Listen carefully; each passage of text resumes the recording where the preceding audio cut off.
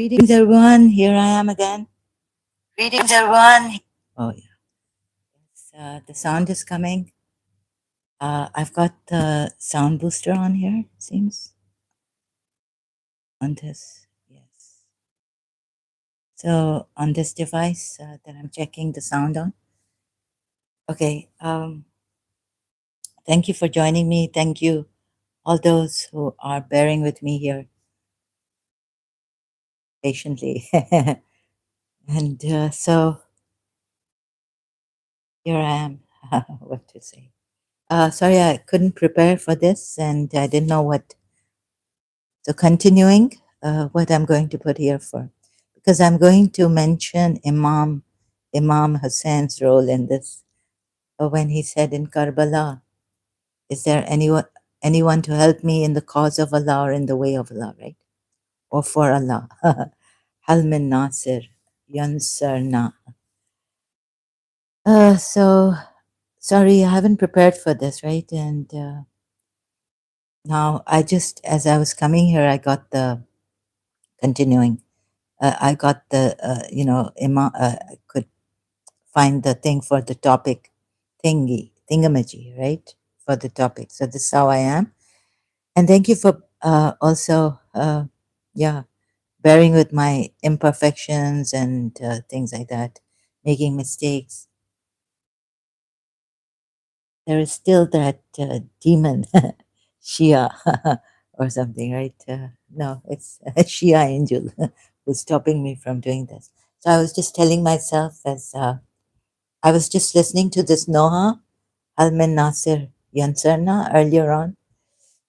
When this topic came up, this ayat, Surah 7, ayat 192, Quran, I started to listen to the old Noha that I don't know much, but I know Yansar, see, the Almin Nasir Yansarna, I keep forgetting so quickly. Okay, so I'm going to continue from my previous live stream. On this, I finished on, I think I touched on Imam Hussein and Kufa.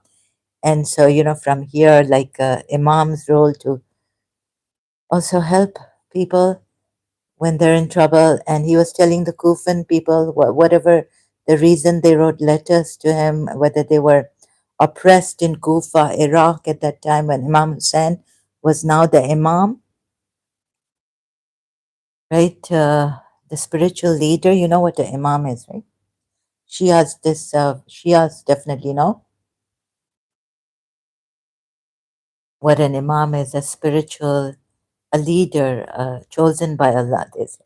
But I found contradictory ayats on that, right? Allah has chosen the ones, Imams who invite you to the fire. So why has Allah made Imams who invite you to the fire? However, the Muslims argued on the contrary and all this, but I didn't agree to them. And yes, it's they who. But we were told that Allah only appoints imams whom He tests, like Abraham, and Shias give that ayat from Surah Baqarah for Abraham. We tested him and then we appointed him as an imam or made him. The same, it's kind of the same thing, right? Chosen or made or like that. Jalna, from Jalna, made, the Arabic word. So we were told, Shias, that Allah is supposed to only choose those imams who will not lead you to the fire or invite you to the fire. But we see in another ayat, he made other imams who invite you to the fire. So you shouldn't do that, right? So there's the contradiction, and what we were told is wrong. The other ayats were ignored, where Allah makes these imams. The point is in making the imams, right, by Allah, not what they will afterwards. No, Allah tests them. So we were told He tests the imams that they have no ounce of uh, oppression, cruelty, injustice in them. So I didn't agree to the Shia saying that Just because it's their will or the Imam's will. No, that's not how we were also told in the Shia, in Shia Islam. Majlises, you know, and about Imam. Surah Baqarah, I keep forgetting, sorry. So my covenant, or Abraham, my covenant does not reach the Zalimin or Zaliman. Okay. Now, so what is Imam's role in this? And I think Yazid used his army, his people, right, against Imam Hussein. He wanted allegiance from Imam Hussein. Remember, Imam Hussein's brother, Imam Hassan, made a peace treaty with Muawiyah and didn't fight against him. So when we read Akamedi Puya's commentary, we read that, I read it out. It's Surah Baqarah ayats 190 to 193. So I think it's under 190, I'm not sure. You know, he says that imams can use force. Holy Prophet and the imams can use force. Vicegerents after Holy Prophet. After the Holy Prophet can use force and, you know, curbing, stopping the mischief and stopping them from, you know, doing bad things in this, being Muslims. And all. But I see that the Imams didn't do that. Imam Hassan, he was the Shia Imam, he was the chosen one, the Shia say, after Imam Ali, his father. And the Imamate went to the son. Allah chose the son after Imam Ali, choosing his father. And then so Imam Hassan made a peace treaty didn't, with Muawiyah. Imam Ali had wars with, or Muawiyah had battles with Imam Ali, Battle of Siffin and Battle of Nahrawan. You can read about that. I'm not giving you the whole, you know, details on that. And so Imam Hassan, remember, did not fight Muawiyah for these things like hypocrisy and taking the caliphate. He even, we're told he took money from Muawiyah.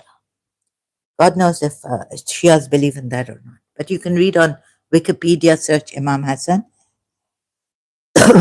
And so when he became the Imam, and what was his, you know, how he made a peace treaty with Muawiyah, right?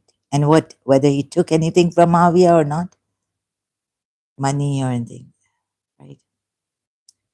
And then Imam Hussein comes, and so in Karbala after, they trap him, Yazid's army, and you know they're in Karbala now, and the battle starts, and now Yazid is the caliph of the Muslims, right? Yazid wanted Beth allegiance from Imam Hussein, and Imam Hussein would not give him allegiance because Imam Hussein was believed he was the chosen Imam, right? And the Kufans were calling him when he was in Medina, please come, because these ones from Yazid's, um, under Yazid, ministers and all, we don't have an Imam, meaning a true Imam, and a true is, you know, from Islam. We don't have a true Imam, so please come. Whether they were calling him for that or also being oppressed by Yazid's minister or appointed minister in Kufa, right? Oppressed. So they were writing letters to Imam Hussein to come and help them. Whereas when we see that Imam Hussein should have, so whether it was this or what it was, that they were being oppressed and they wanted a true Imam, right? Or they were being oppressed or they wanted a true Imam or both in Kufa. So the Kufan people were writing letters to Imam Hussein and calling him. So Imam Hussein should have told them instead of, you know, waiting and all this, and then sent to Muslim ibn Aqil, should have told them on this ayat, Surah 4, ayat 1, oh sorry, 89, to emigrate, to go to him in Medina. He was in Medina, right?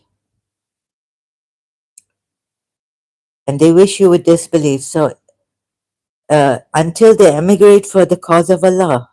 So do not take from among them allies until they emigrate for the cause of Allah. So if the Kufans were telling Imam Hussein that they were being oppressed, they don't have the right, the true Imam, and this Yazid, his appointed minister or whoever in Kufa, is oppressing them. You know, he's not even practicing the true Islam, right? Representing Islam. Imam Hussein was not helping them, not going there, not. So this is what Imam Hussein should have told them. Emigrate for the cause of Allah. Come to me in Medina. And if they turn away, then seize them and kill them. You see? This is what I have found. And it has been very hard for me. So that's why I also not preparing and, playing games and can't get up or when I can't get up. So I apologize for this, but I have to do this now. Tuta puta broken way.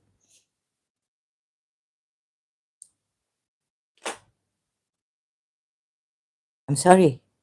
I hope you will bear with me. My performance is really low and I couldn't prepare for this. So if you can, thank you so much.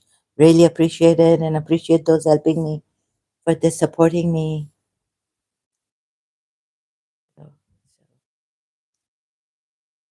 But if they turn away, then seize them and kill them. Now, the second ayat really loses. It's absurd because here the reason Allah gives for these hypocrites is if they don't emigrate, then kill them, even when they're not fighting with you. So you can't take the general ayat. It's been very difficult. Surah Baqarah ayat that the Shias even and moderate Muslims or whoever take, right, as the rule for fighting. Do not fight them, but it changes in Surah Baqarah ayat 193, the next ayat after those ayats. Excuse me, one after another. And then Allah says, keep fighting them for fitna. And that's what Aka Medipuya has also said in his tafsir, right? So now don't fight them because they're fighting you, but keep fighting them for fitna, for fitna, right? So here, anyways, we see that Imam Hussein failed, or yeah, they have taken what? They wish you would disbelieve. The next ayat 90 of Surah Nisa is, except for those who take refuge with the people between yourselves and whom is a treaty. Okay, so, take into this ayat into consideration what the Kufans didn't want to fight so the hypocrites who were there, who were oppressing them, and they were Muslim hypocrites, right? And rulers and ministers and all that, appointed by Yazid as the Caliph of Islam, Muslims. So then this also, and just trying to explain. And yeah, so in the end, in Karbala, Imam Hussein, when Yazid pressed on, like, asking Imam Hussein to give allegiance to him, he said, no, I will not. And he also had to go to Kufa, but first he sent Muslim ibn Aqil, and then the whole thing, and he ended up in Karbala against Yazid's army. Okay, I'm not going to say in detail, but you can read that in the Shia books online. They're for free online. So in the end, after, like, okay, 10th of Muharram night, he asked his people to leave him, his companions, his family members. He gathered and told them, take the opportunity of the night, the darkness of the night, and leave me. You don't have to help me and all this. This is not what his grandfather did, though, you know. And this is not what Allah also did. I mean, want him to do. Because in Surah Fatah, against the Baduans who said, please, we're busy, we don't want to fight, but they wanted, but we're told in that ayat they wanted the spoils of war. You don't have to give them the spoils of war, you don't have to fight them, or you don't even have to tell them, punish them in this way that you will meet such a army, mighty army you will have to face later on. Just because they said, please, we don't want to do this and we don't want to go with him, help him. And then there's another ayat that they preferred their lives and they preferred to sit back they preferred their own lives against Prophet Muhammad's life. Right? We saw in Surah 9, ayat 120. And they take no steps to enrage the disbelievers. Oh, sorry. Yeah, the disbelievers. So my throat is even getting dry. And I've made a backup channel also, unless I've got another, like it's a red flag or what is it? They've removed my content, one video. So support ex-Muslim channel on YouTube. And okay, so I said a thing. I explained to you about Kufa and why Imam Hussein in the previous live stream should have helped them, not taken his own time and all that, right, in the previous live stream. But I wanted to make it very, like, summarize it and give it here in like a few words, make it short, like a short video, like, or even then have a short clip on that. But I can't do that because there's some energy here. Oh, so I'm sorry. I have my heart is heavy too, and there's such pain in this that it doesn't go. And thank God, something happened. Like my consciousness or shifted or something. But coming back to this pain, this religious crisis, and all this, it's unbearable pain. Like I also have my condition in case black magic and all this on me. This also is such a pain. Like you don't know how to get out of this. Like it's so painful, unbearable, and the pain doesn't go. But thank God my consciousness shifts. But whenever I think of this, the pain alone, it comes back here. Thank you for the help. At least I come here and so I won't be able to perform and say things properly here for this live stream. I get the feeling. I know I'm not prepared and all that, the pain, the heaviness of the heart in my heart. It's real terrible. And I've come here to help myself also.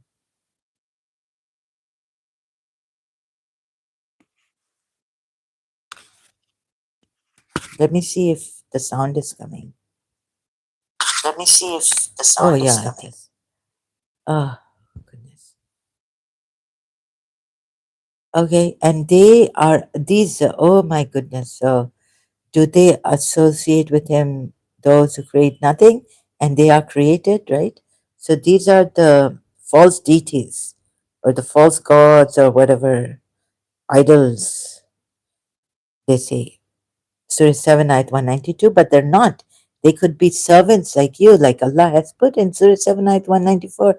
They don't have to be idol worshippers. Oh, sorry, they don't have to be idols. Now, I make all these mistakes. Sorry, excuse me again. I apologize greatly. And they are unable to give them help, nor can they help themselves. Uh, so they could be these servants of Allah, right? Like, for example, Allah has a wali, right? And Surah 4 as himself and the messenger and the believers in Surah Maida at 55.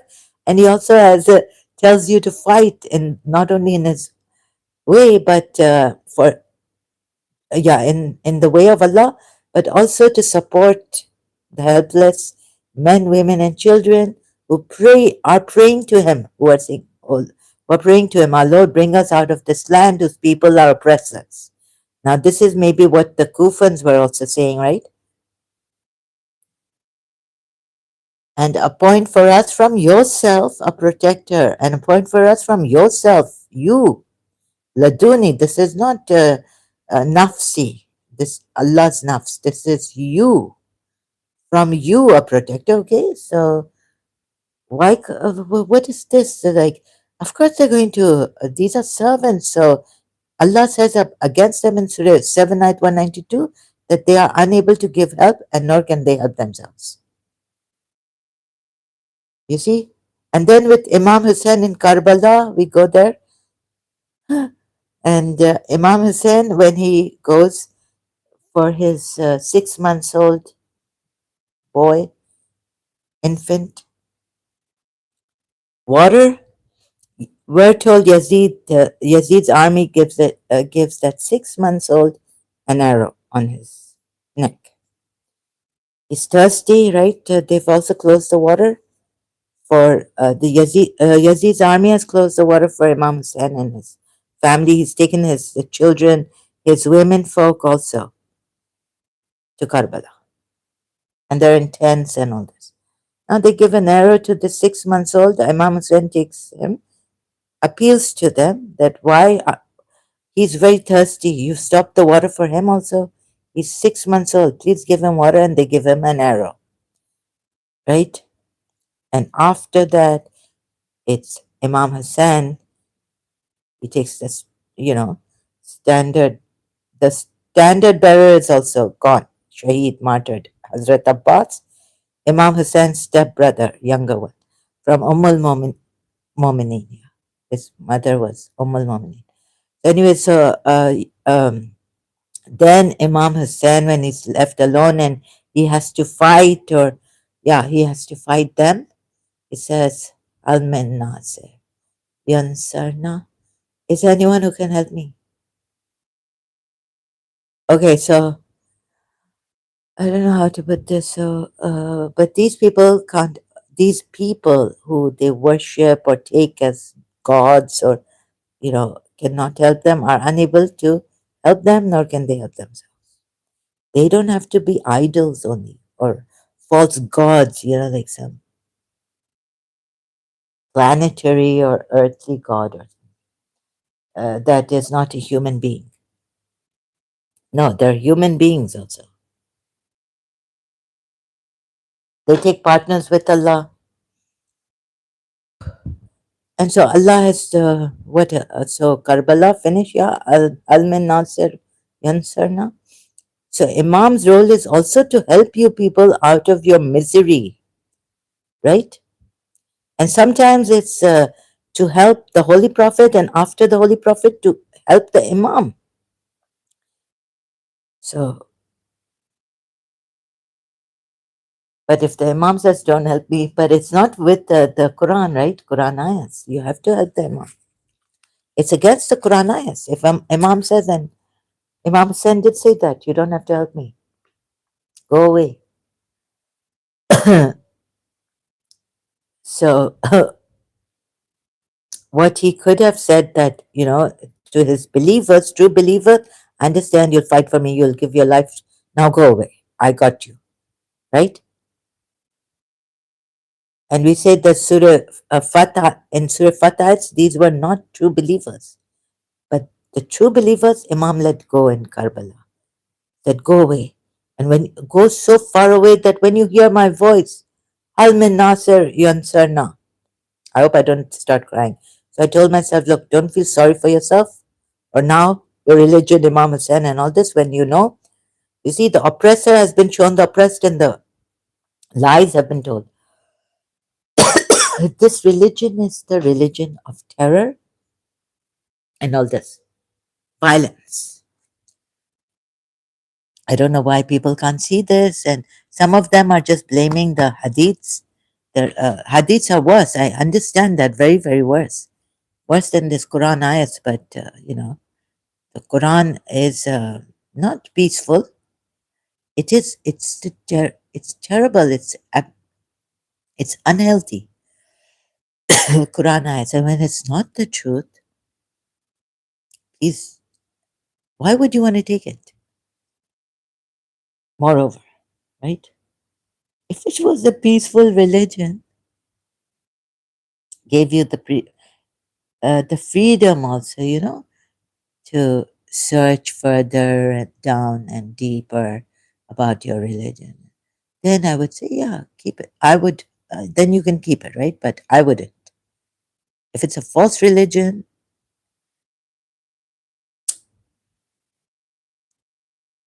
now in spirituality also there are false things, false channels, and new age people misguidance. Now someone has come. It was all like Dr. Samuel Lee saying this new age and this is the truth. But now God has chosen to give us the truth and uncover what was, excuse me, what was covered and all that. So that I would not. You see, for me, justice and truth is very important. Live your truth. And okay, so getting okay for my protection, but at least maybe something like hanging on to love in these bitter years, hanging on to the beloved, the earthly beloved I love, my past life daughters, things like that, and Duriyat, my past life. So community and all.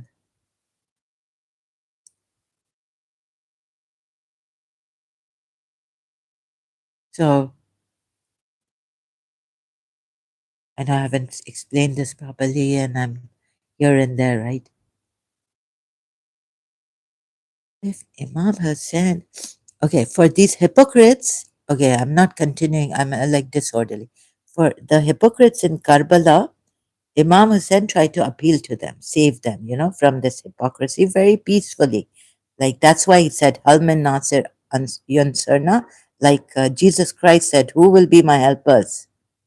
When he saw that there was disbelief, when he suspected or he saw that there was disbelief in his disciples, Jesus said, Isa said, who will be my?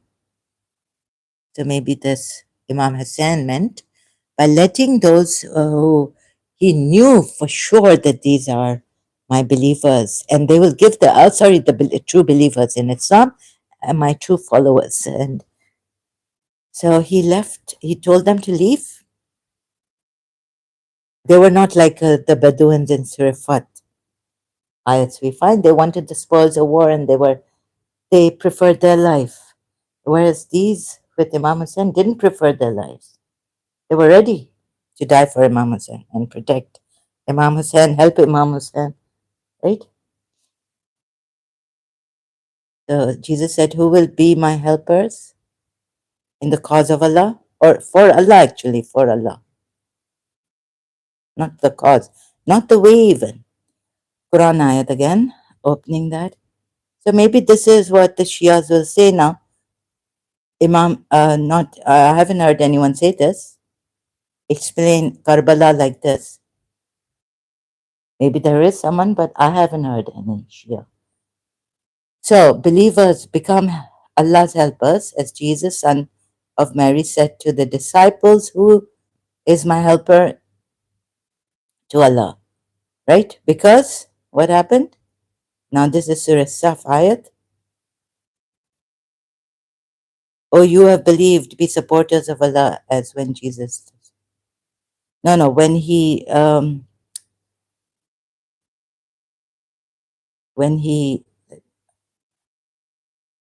a faction of the children believed and a faction disbelieved. Even in his disciples, which is believed. When Jesus uh, felt dis- saw disbelief or felt he doesn't feel it. Sorry, I'm like this. Ah, Al Imran, verse 52. And when Jesus perceived, perceived their leaning towards unbelief, he asked, "Who will be my helpers in the way of Allah?"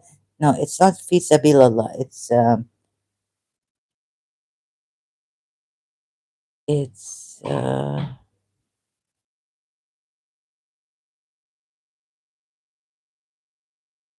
to Allah. Who will be my helpers to Allah? Then said the disciples, "We will be helpers of Allah." Right? So I asked a long time ago, Imam Hussein, why didn't you help Yazid's army, like in a peaceful manner? Of course, you. But then I got the reply that I thought of, that I appeal to the hearts, taking Ali Asghar. He's thirsty in words. I was in communion with Yazid's army,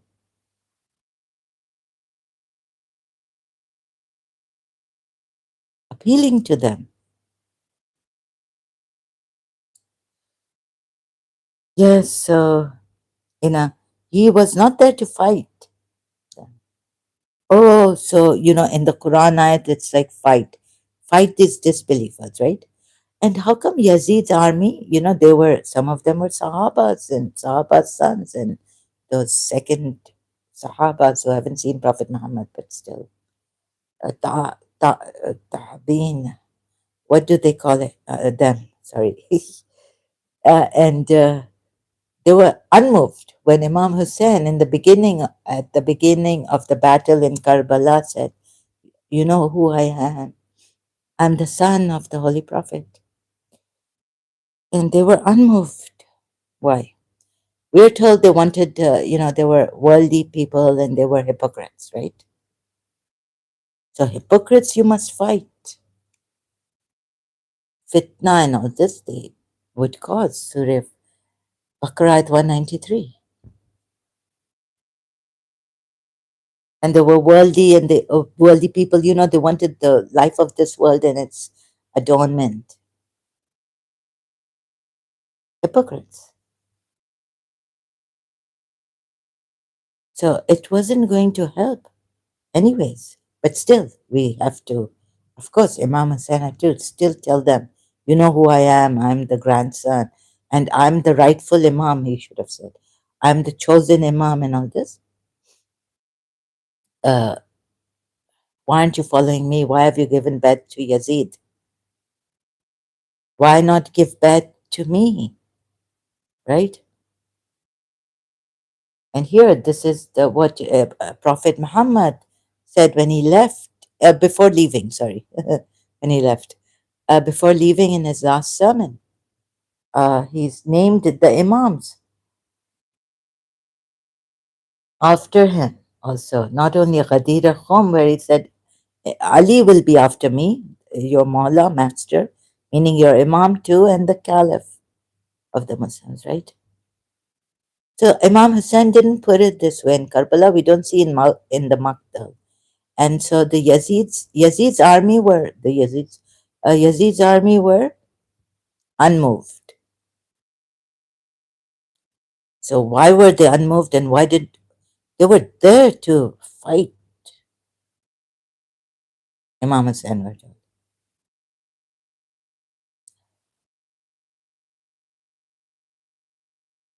right?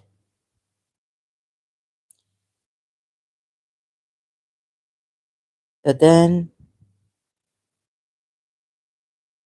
he tried to save them in a peaceful manner. These hypocrites also. We are the Shia Muslims would answer. But what I see is that the Quran ayats, okay, on this, and so he called out their, you see, against the polytheists, Allah, Allah is very unjust against the polytheists, right? Agreed or not agreed, this is what I've seen. And I went through, like, I'm just, in a disorderly way telling you, went through all this. But when Jesus felt disbelief from them, he said, "Who are my supporters for Allah?" Right? Now, in Surah Al Imran, Surah Al Imran, Surah 3, they're trying to mess. See, this is what I get. 167. So if not killing the hypocrites, at least let them go here.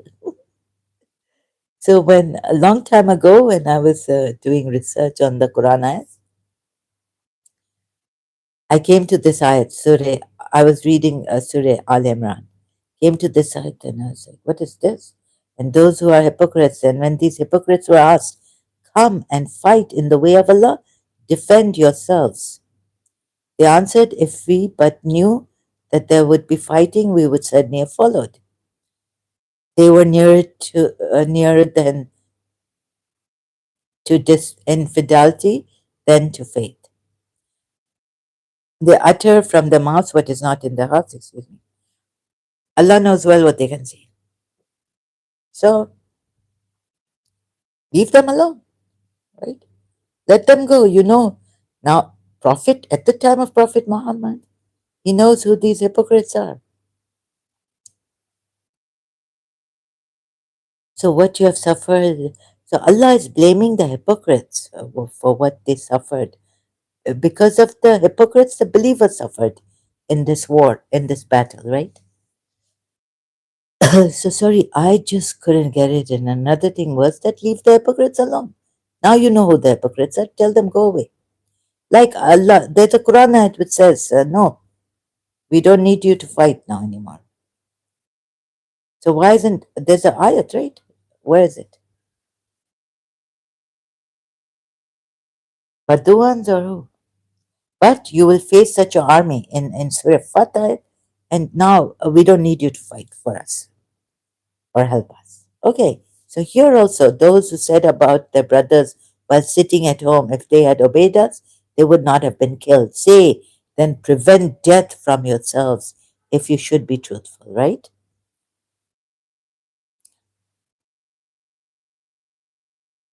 And never think of those who have been killed in the cause of Allah as dead. Rather, they are alive with their Lord, receiving provision.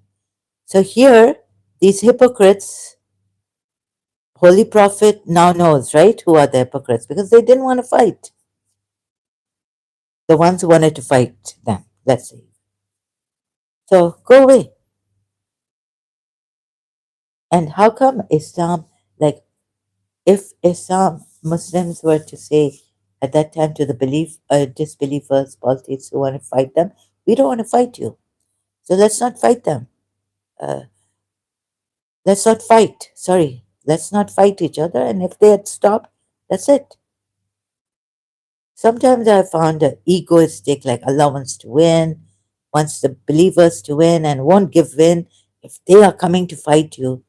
But if you, like Imam Hussein was in communion with, with Yazid's army, appealing to them, that's how the Holy Prophet should have been here. But Allah Himself is not like that in the Quran, as we see. So don't call for peace when you have the upper hand, or things like that. Whatever, however you may. So I saw some open to interpretation, and some Shias will say, no, it doesn't mean that when you have the upper hand, but if you call for peace, then you will not have the upper hand, and all that, right? That Quran ayat. I got tired. But what I saw was a very deceptive Allah, not wanting peace, just wanting fight, fight, fight. Appeal to the polities. Don't fight with us. We will not fight with you.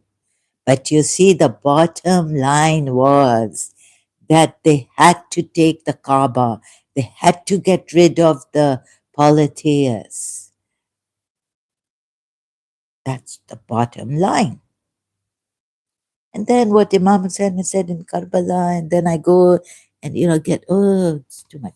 The bottom line is whether they broke the treaties or not, or gave Muslims peace, right? You, what are you doing? Water, you're saying, is equal. Water they're giving, the politics are giving to the pilgrims, Allah says against them. Do you get it? So I got it, but and find it a struggle with my lack of command over the English language, and I'm not a public speaker, and you know, I couldn't, I can't qualify. I haven't studied how to be a speaker or zakira, even say majlises, Muharram majlises, and all this for ladies. I couldn't do that. Yet I come here and try to help you with this. You may laugh, you may not like it, you may get repulsed. I'm sorry, but I have to do this.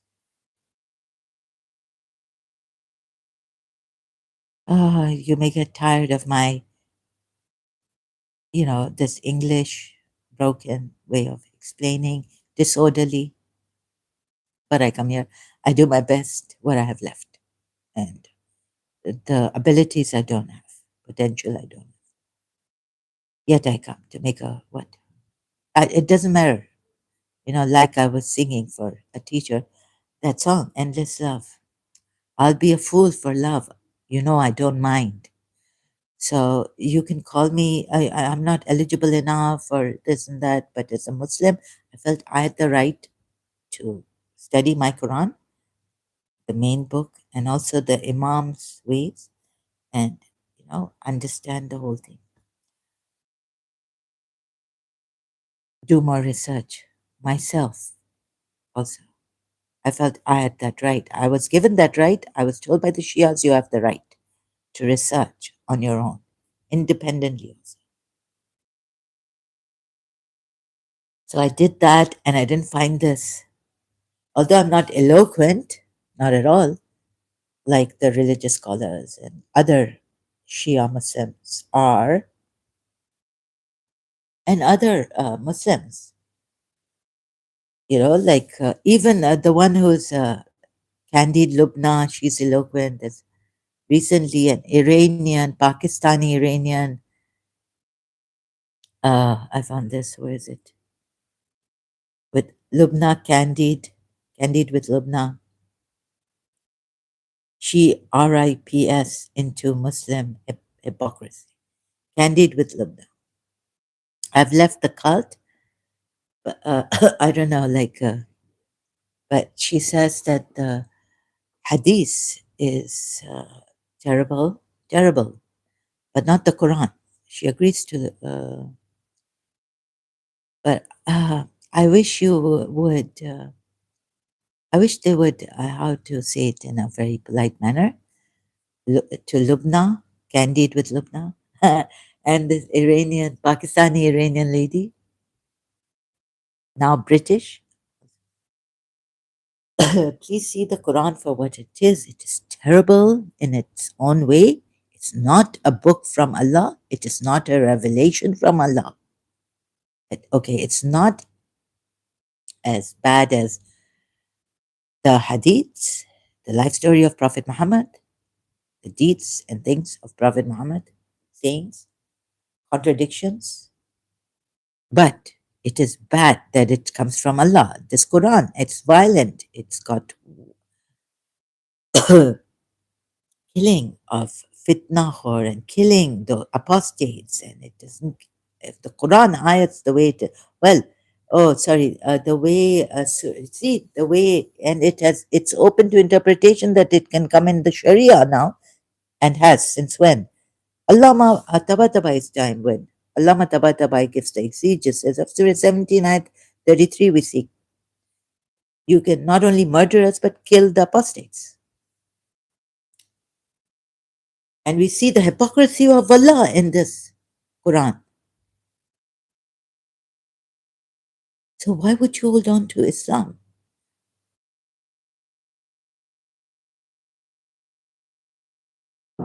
So this I didn't agree to, but the other things, yes, about the bad Muslims and all. But the bad Muslims who take the Quran, let's just take the Quran. Am I bad to take the Quran in the wrong way? No.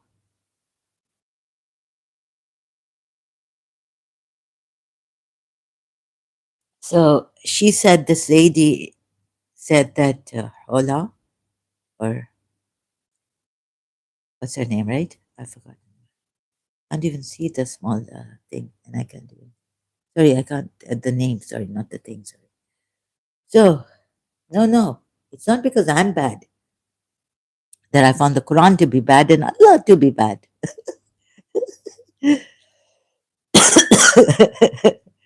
Allah to be bad. I mean, I'm bad. That's why I found Allah and the Quran to be. Oh my God. Oh goodness. Yeah. But she has said, I've left the cult, meaning part of that Sunni or Shia, what cult? But you haven't left Allah. You see, God is, there are people who believe in God. There are agnostics also. They don't have to have a religion to believe in a divine power of God, you call it. They call it divinity or divine, right? Some divine power. So, what is this? I don't understand this part of this lady's talk with Lubna. Oh my goodness. Sorry, I'm a little bit hyper active and, oh, about Dubai problems. I think, anyways, this was solved. They said the restaurant said they would refund or give me a new meal. Okay, so it's solved this problem. I just today I did this live stream.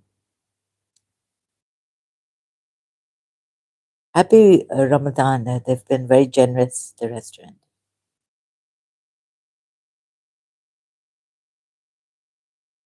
So random deeds, random good deeds. Maybe they purposely one of the hummus. Anyways, so Ramadan, generosity of the Muslims here, really appreciate it. Mm.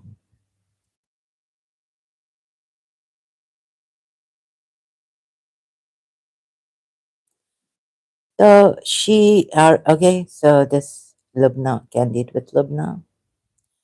Watch this. Now you see, uh, so you see, I just little examples I give, and maybe I have to go into details a little bit about Imam Hussain on these ayats, Al-Min Nasir Yansarna, so that helping the Shia Muslims that on against. I'm not. They might be. You might be saying, "Oh, she's. Oh, what is this? This is unprofessional, amateur." I'm just a common person with whatever disabilities. To, with all that, come here and help the Muslims. Leave. See for yourselves and decide.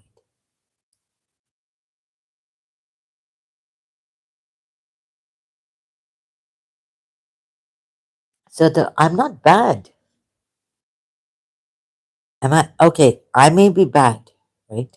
I may be bad. But my aim was to be good, and I haven't been good. That's my aim. Oh, maybe you don't know my aim. And I believed in love and all this, but I believed in my religion more than I believed in love. Imam Hussein's sacrifices. So when I love someone truly, you realize the value of that sacrifice and love. You realize the value worth of the mother sacrificing. But it's not even sacrifice, right? But then when you love someone, you're not saying, I'm sacrificing my life for you. I give up my life for you. No, it's like my life.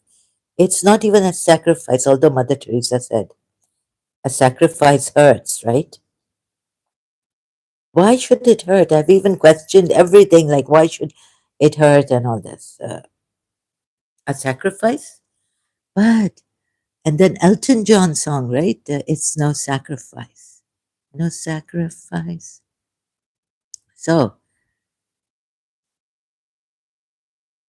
in love, like if you truly love someone, I haven't been able to really, it does hurt. Like I've had, like I wanted to give everything and not feel like it's giving, sacrificing. I'm not sacrificing my life. Like I'm devoted to this lady or someone I love, my husband to be. I would be devoted, slave to love. And I wouldn't even call myself a slave. It's like we don't have a name for it. It's not that feeling that I'm a slave to my husband, right? I'm not a slave, but I devoted, devotion, commitment.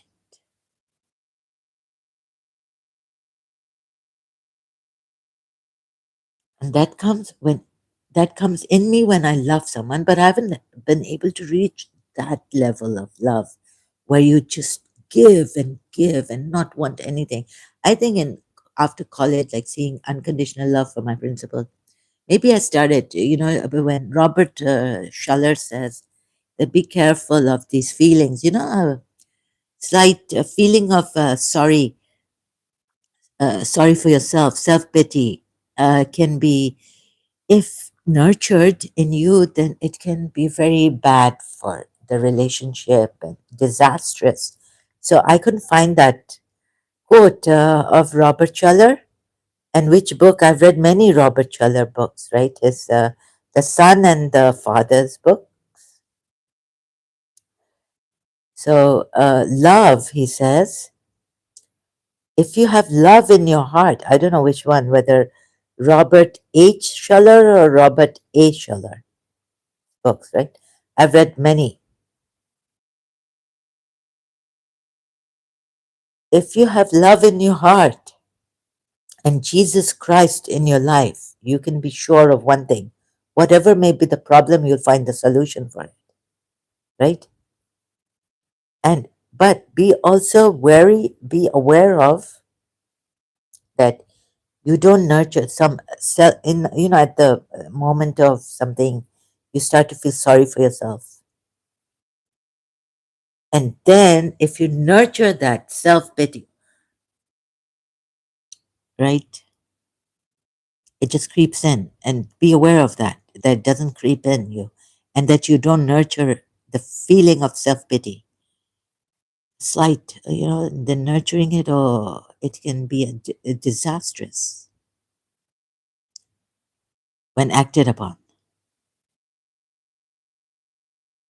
So I can't find the quote. I've looked earlier on, can't find that quote Robert Schuller has quoted in one of his books. A seemingly innocent moment, quote, I think, wait, before I forget, a seemingly innocent moment of self pity. Oh, but we shouldn't have fear of it, but just be aware of it. Although now I fear everything, not believing in yourself, you say, can be disaster. See, I can't find it. Tough times never last. Tough people do. Getting through what you're going through can be disastrous. Robert Chandler, no, spiritual.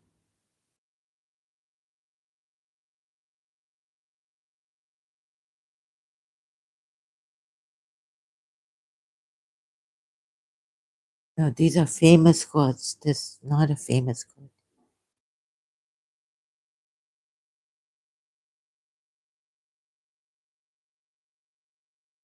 I can't find it. See, So a seemingly innocent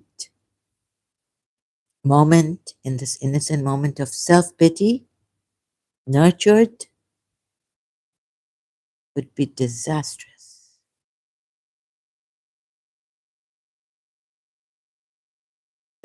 Oh, not oh, quote. I have put quote. No, I haven't. Solve it. Find a problem and solve it, right? So we can't solve the problem through the mind. The mind, I found, has created the problems also. Now I could go on this, but no.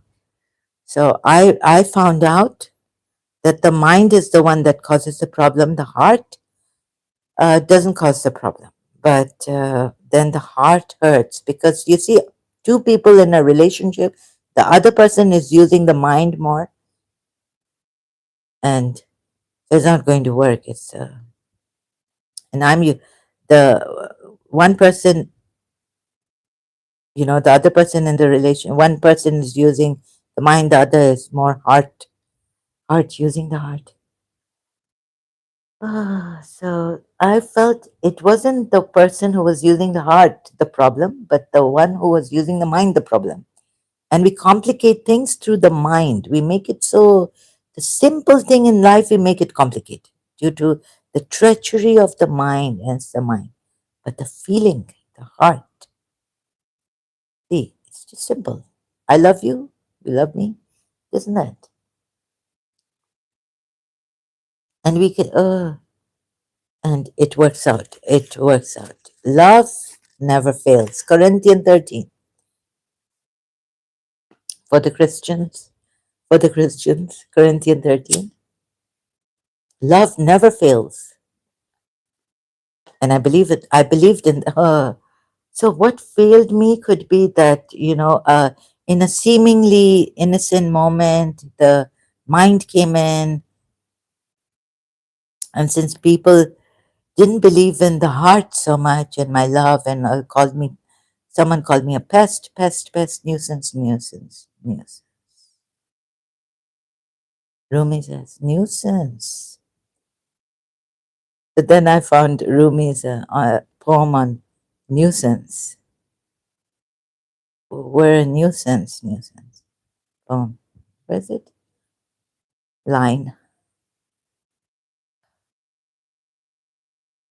Shahram Shiva. Maybe I won't be able to find it. I'm a nuisance, a nuisance. 100 souls cried out, but we are yours, we are yours, we are yours. You are the light that spoke to Moses, not the nar. See here, not the fire. You are the light that spoke to him. Oh, this Shairam? Yeah, Shairam Shivas. Where is that now? There's a lot of poems, so I better not. I found Shairam Shiva's page again, website. I'm a nuisance. I'm a nuisance.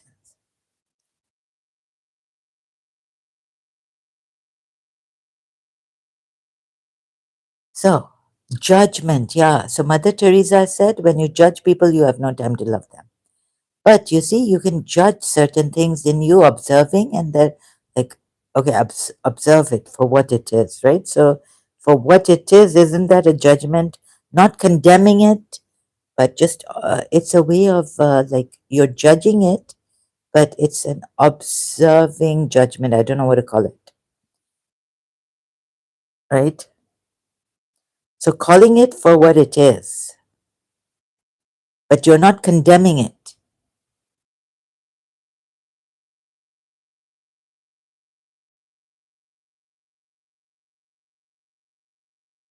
That in itself, it would just collapse without, you see, too much like guilt, judgment, then comes guilt.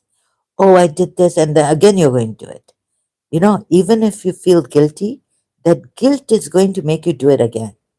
The fear will be in you, it won't collapse. Fear of attachments and fear of this and fear of that. Oh, you know what I'm saying? So how to get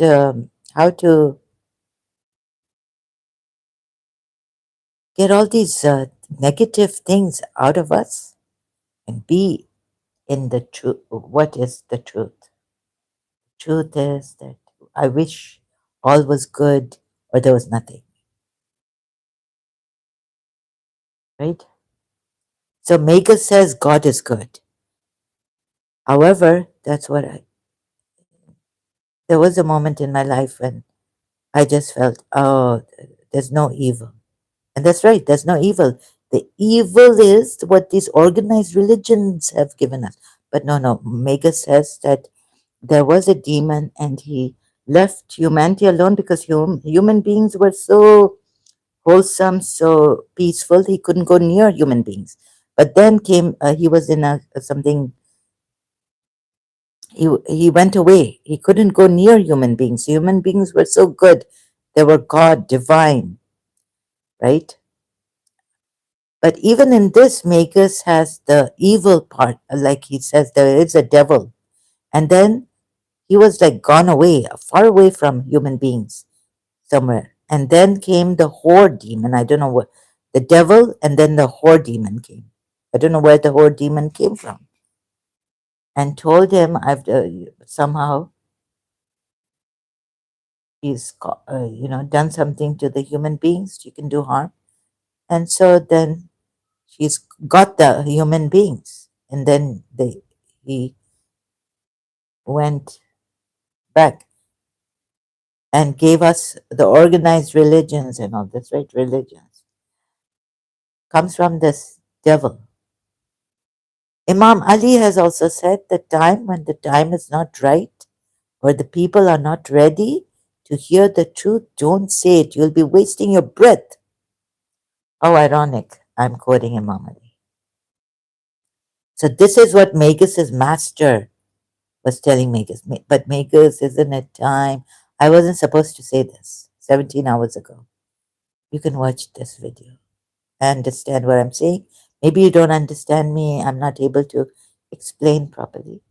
So I recommend, just recommend, suggest that you watch this if you don't understand. If you're interested, if you're not interested, then it's not for you. Then you can, not be here.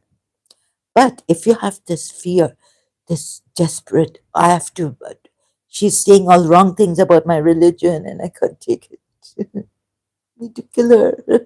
Then now my drama starts. Okay, it's not.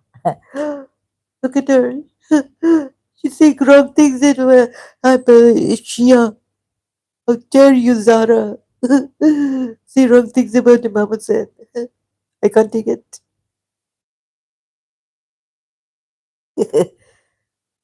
If this is going on in you, okay, and then you come and hurt people hurt others, but there are hurt people who don't hurt others.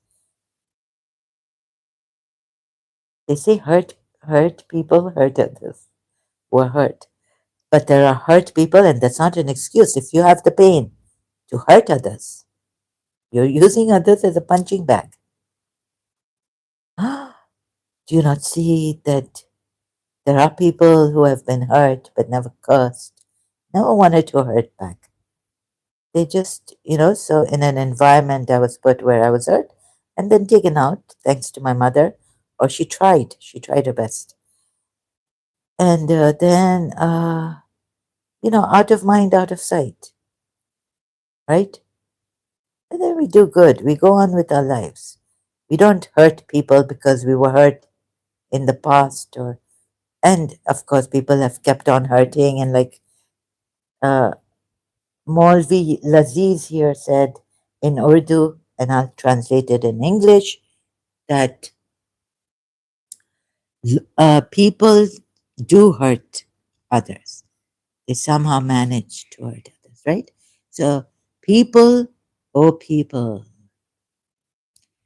So the thing is that, but yeah, they can take away our loved ones, murder. They can do on the spiritual level with satanic things, belief. So your belief, you see, on this God also, and the Genesis Bible God. What is this? That Satan went as a snake, and I don't believe in all that anymore. It's our own evil. We've created it. We've created this all simulation, whatever you call it,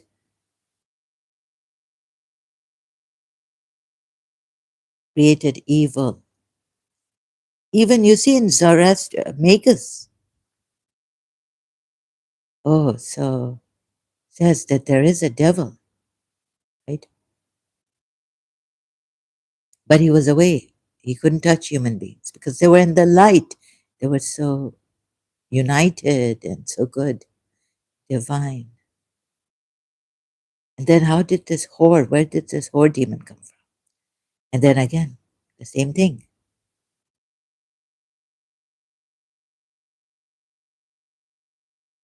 So we have to go back to realizing there's a good God who didn't help.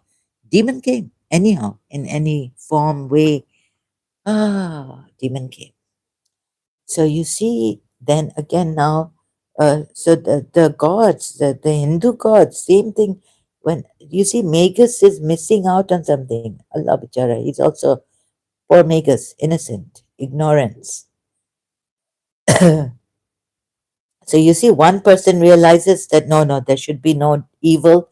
I've realized in my life that's been a moment, but no. And then seeing evil because of, and then being pulled into it.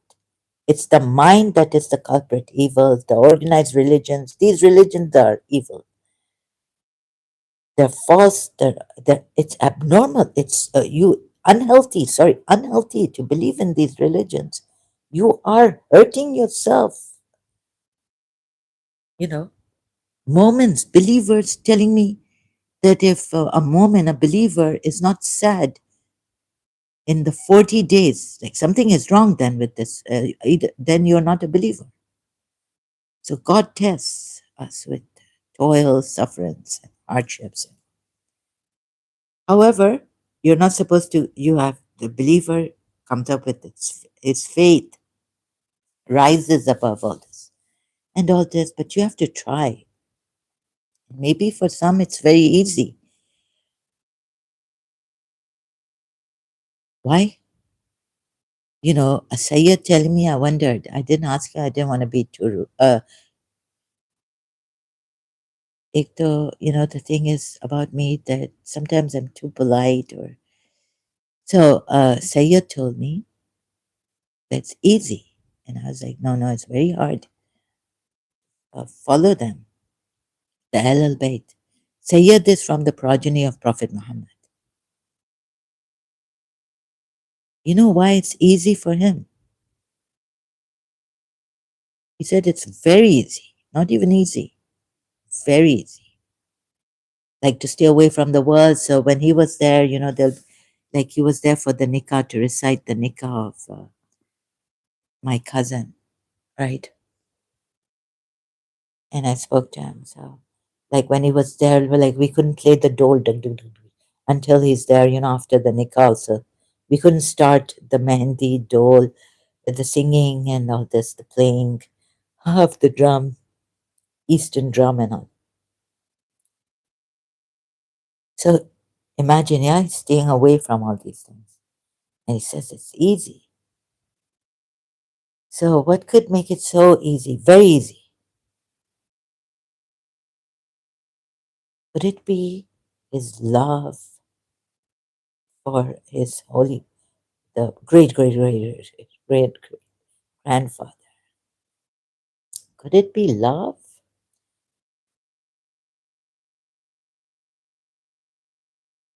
True love for Imam Hussein, and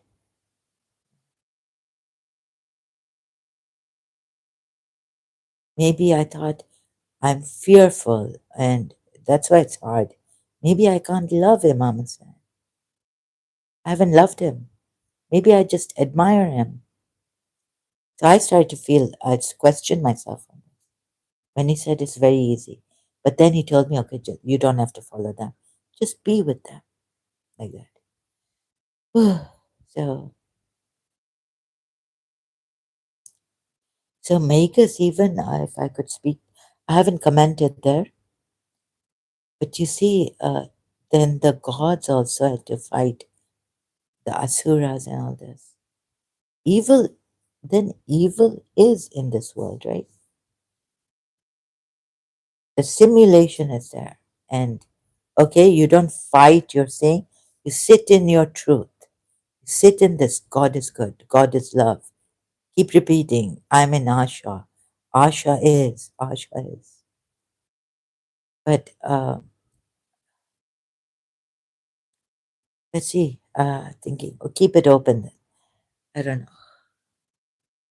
So, where there's light, darkness, can there be darkness? But you know, some say, the Bible says, this darkness is not bad. The darkness in this world, there's another kind of darkness that is negative. Negative, the darkness of depression, sadness, grief, this, that. People hurting others, treachery, the darkness of treachery. But this other darkness, Shiva, this other nothingness and all, it's not bad. It's really good. It's wonderful. So even in the darkness, like enjoying myself, thinking of my beloved today. I went there and spoke to her. I mean, I wasn't like my motherly principles. No. So, excuse me. So,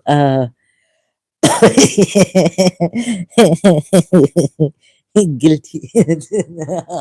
No, no, like, it, um, the 2 years, 2.5 years in college was really pure, wonderful. Until maybe, I got the feeling that, oh, because she was my daughter, I didn't know that. And so she looks like my husband in the past, her father, or she has also the smell of her father, the fragrance. So reincarnation, everything. And I was her mother. So, she looks more like her father. Ooh, I'm missing my past life husband in college. And some other things. Okay, back. Oh, I wish I could make a short video on this that Imam Hussein to help the Muslims, Shia Muslims. That no, no, if you come to this, right, that Imam Hussein has tried to help yes, yes, Zahra. We agree with you. That's why he let the believers go on the 10th night of Muharram, and the day uh, they were after him, started the fight. He helped, he told the believers to go, right? And these in Surah Fat they were hypocrites. Okay. You see, still, I don't believe you. The reason being that, yeah, the Quran may seemingly show that, these were the hypocrites, so but shouldn't Imam Hassan have fought these hypocrites? Even Imam Hassan should have not made peace treaty with Muawiyah, because Muawiyah was not a believer. Muawiyah was a hypocrite. So when Aka Mehdi Puya here says, right, in multilingual Quran and Surah Baqarah ayats that I showed earlier, and and that you're supposed to fight these polytheists and all hypocrites also, right? So multilingual. So I found out, you see, that you just can't choose that part. Even if okay, so I go to Surafat and say Baduans, but then, oh yeah, I forgot they're hypocrites. But then Muawiyah was a hypocrite. So Imam Ali fought him. Why did Imam Hassan make peace with him? His father, no, Islam's enemy, not his father's enemy,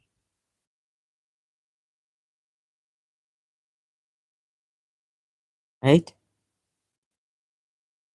Think about it. So this is how my research was, and I still don't agree with you. I may be wrong in some ways, in this way, the way I came, and then I turned it around and said, but then Mawiya, then so Imam Hassan should never have made a peace treaty with Mawiya, should have been hostile, stern towards Mawiya.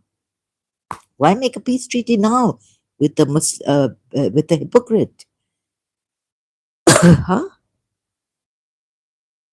Okay, here you're going to say for Surah Baqarah that they were polytheists and fighting, so fight fitna. Oh, and Surah 4 ayat. You are going to bring Surah 4 ayat that if Mawiya has taken. No, no, he took the caliphate also. That was supposed to go to Imam Hassan. Imamat now, it's called. So you're wrong, Shias. You see, you're wrong. Do some, correct yourselves. Yeah, so if I give you that force should be used, right? So I'll just give you this. So for Surah 190 to 193, we go. So you where Akamedipuya says, force transgression. I'm just trying to find, yes, I will just read out like discord attachment. Where's that fourth thing? Old Testament, Lord commanded Moses and slew all the men. So, in the way of Allah, the prophets were commanded to put an end to activities of the disbelievers who wanted to destroy the true devotees of Allah in order to stop the advancement and progress of the religion of Allah. Okay, and then after Prophet Muhammad to destroy them, the role assigned to the Holy Prophet as the mercy unto the worlds was the most benign. Oh, no. So undertaken.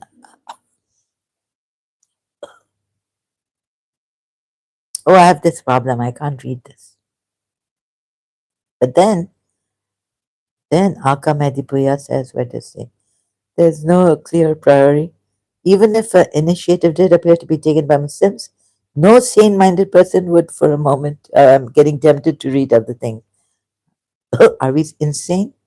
You see, the actually the bottom line that even Aka Medipuya missed and was sometimes going into the narrow tafsirs, right? Just this part and that part.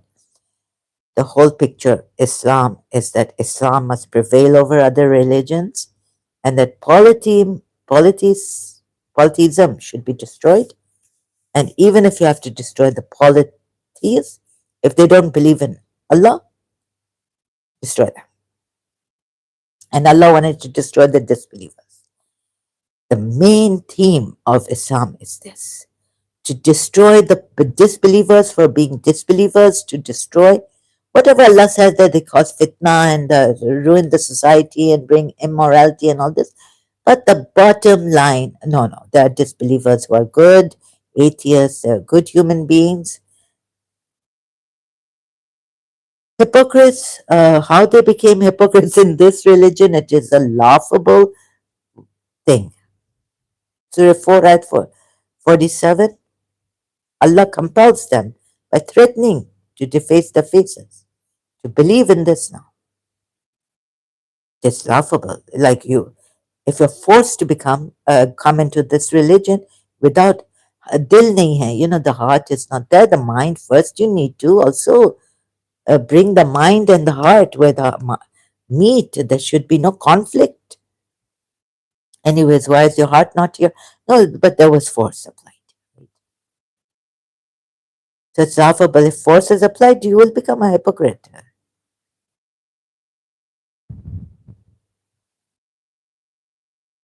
Ah, so no sane-minded person would for a moment suppose that they were really offensive wars.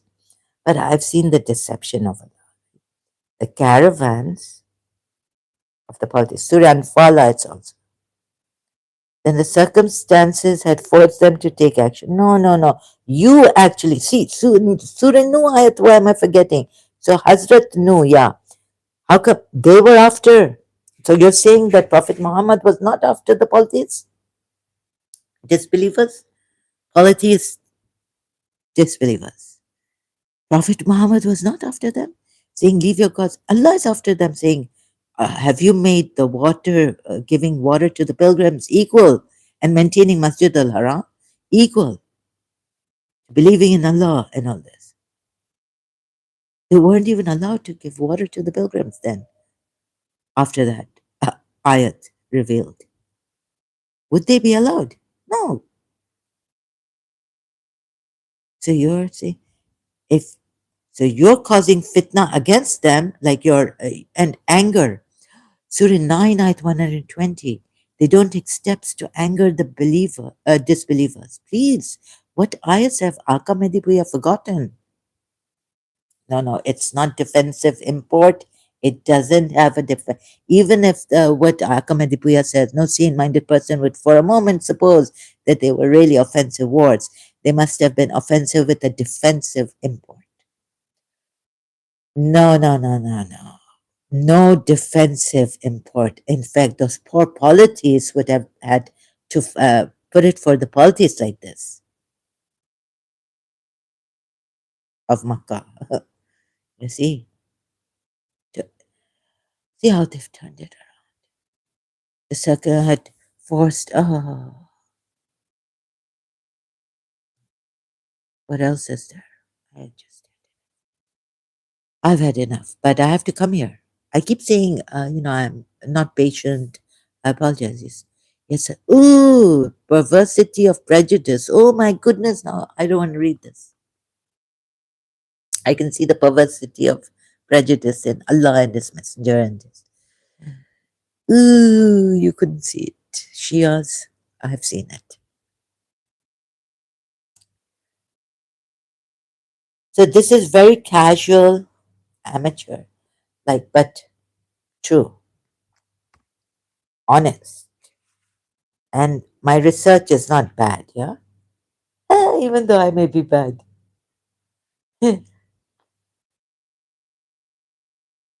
Ah, the rate of, excuse me, it's like, uh, I feel like I don't like to be in the court, like someone's raped me and my rapist is standing, feels like that, and he's giving defense. I wouldn't even be able to hear that. And I know that he's raped me. But the way he's, this way, you get it? So that's why I'm sorry I can't. But see, I tried to force myself to come here. And also, I needed help. So thank you for helping me. Okay, where does he say?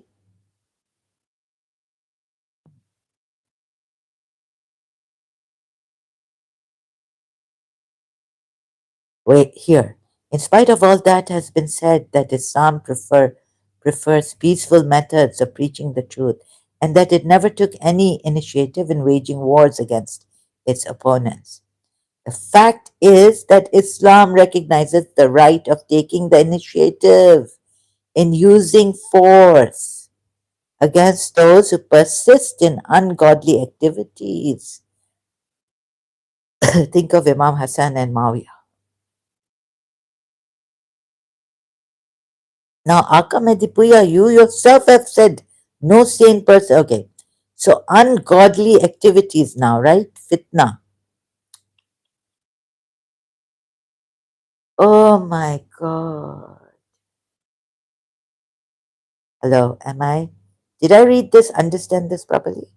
In spite of all that has been, Aka Medipuya says, in spite of all that has been said, that Islam prefers, and he himself has said that Islam prefers peaceful methods of preaching the truth, and that it never, ever, ever took any initiative in waging wars against its opponents.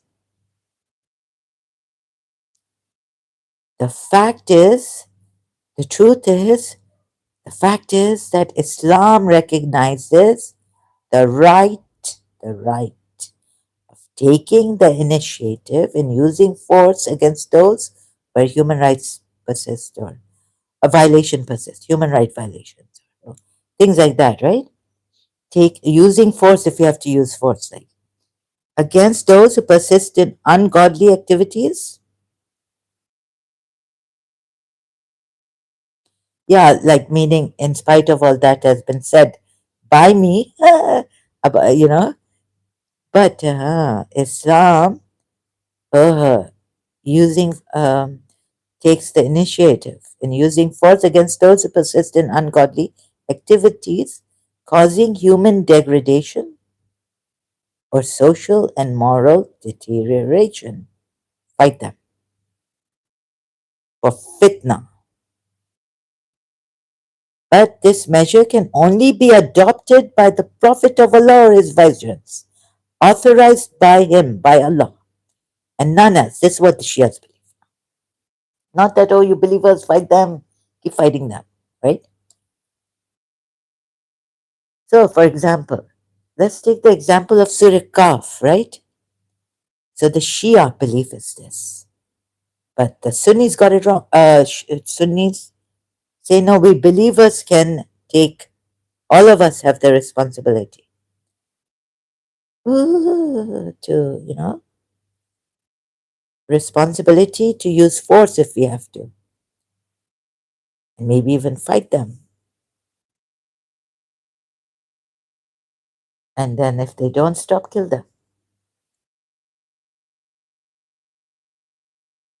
The Surah Kaf, like, Hazrat Khizr, Hazrat Musa went, only Hazrat Khizr, so only Imam Ali, who Imams who can see that who will be a believer and the disbeliever boy, Hazrat Khizr killed.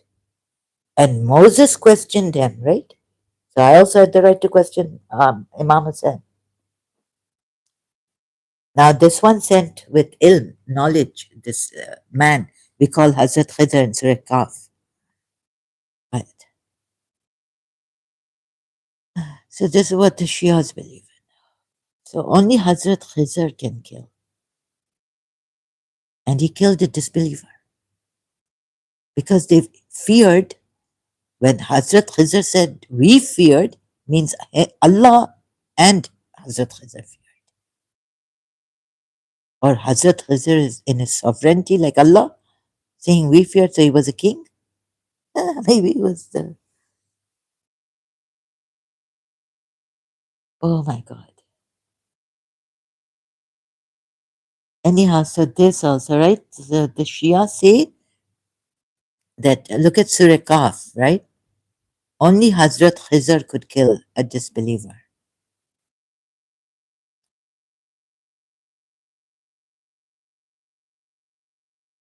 out of fear. And then he was given this life.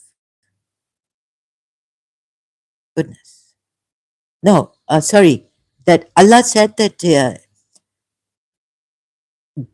Allah will give a son to these believing parents, substitute a believer son. What kind of a thing is this?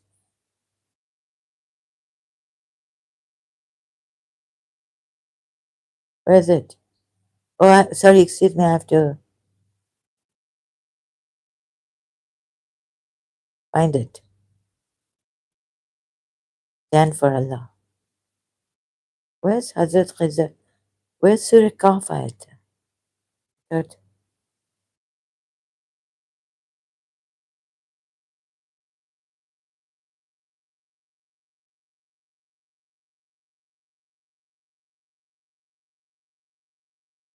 Surah Kahf ayat.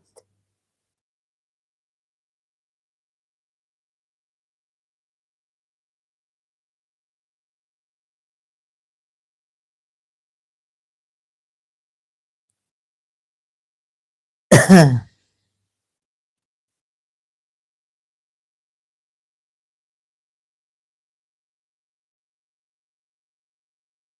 religion which endorses, allows violence is a false religion. allows violence against non-violent believers, Akametipuya, not in Surah Mumtahana Ayat 8. You have said this, but I say no religion should use violence and force to punish hypocrites, apostates, or blasphemers. I've done this, then I'm just looking for that ayat. Sorry, it might take some time. Will you be here with me? How many of you care for the truth? You know, Hazrat Khizr said, oh, sorry, Moses said he cared for the truth.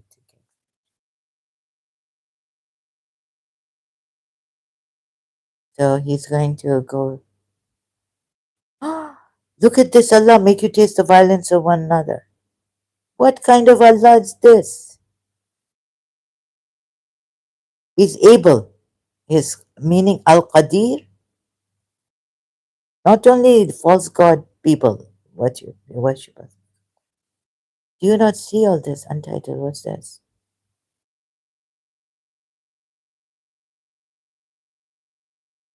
I can't find the ayat.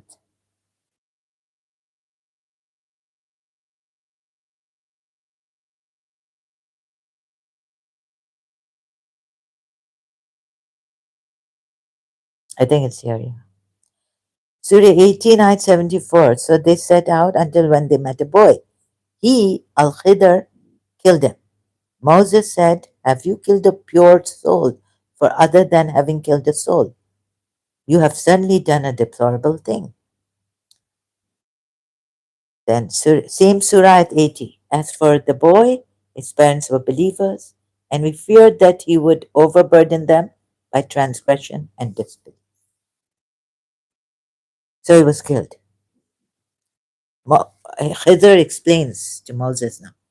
And we say, you know, this is a paradox, and life is a paradox. So at times when life is a paradox, the two clashing things happening. And then Allah says in the same Surah 18, Ayat 81, so we intended that the Lord should substitute for them one better than him in purity, substitute. So if Allah can substitute, Allah can give a pure son from the very beginning. Hello. So you see, sometimes Shias even very high, eloquent, and peak of eloquence, Imam Ali, and this and that, and the religious scholars, and what? We told it intellect. Allah said, "Come forward." It came forward. Go back. Al Kafi, hadith, saying of explaining what importance Allah has given and why to the intellect. So with the intellect we obey the Imams explaining in the not surah, the Shia book, one of the authentic from out of 4 books of the 12 Shias, Al-Qafi by Khomeini. And look at this. So you don't use your mind here. Shias, are you scared? So we intended, don't let your intellect be punctured.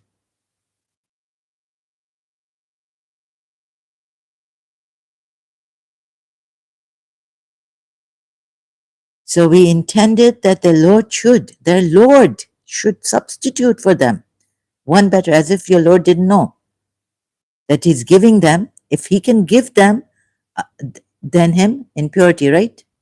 And near to mercy, then why, when He can give a pure and merciful boy, son, child, why didn't He do this in the first place?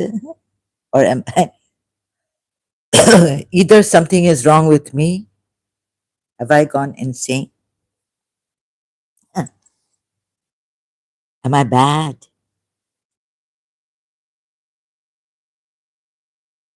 Okay, I'm charging the lamp. Somehow this time I can't do without light. I love the darkness, and now I'm kind of uncomfortable in the dark. So do you think that I am the one who has a punctured mind, insane? So we intended. So if so, you could Allah, you Lord, yeah, Allah, Lord, you could have intended from the first place to give them the believing parents, a believing son, merciful, pure. No, no. Yes, yes. No, no. What Shias? Am I bad? Uh, is my intellect punctured because I don't want to come in this religion? I've seen something traumatized. What is the reason? Huh? That I've gone against this religion? Just seeing contradictions. I'm imagining? Huh? Quran ayat surah. Qaf. So we intended that the Lord should substitute for them one better. Or you see, if the Lord has said that the son you got is a disbeliever because he has pure, see, he has free will. Free will God has given you. So by his free will, he would become a, and Khizr can see this until the end of his life, this boy's life, right? That he's not going to become a believer. Free will is there. Like you say, like even Dr. Samuel Lee has said, free will, Allah, God gives the source, right?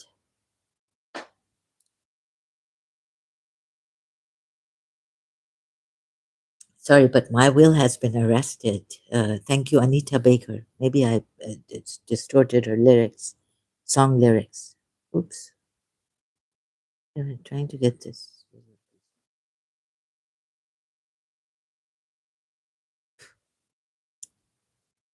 here on my screen. So free will, you would say, right? Then this boy is not going to, but Allah gave free will. No, no. Even this boy that he's substituting, that he will give to his believing parents, the believing parents. So we intended that the Lord should substitute for them one better than him. Will he come with a free will to choose? No. Can he come with a one better than him in purity and near to mercy? So he's coming from there, from Allah, right? Sorry for this.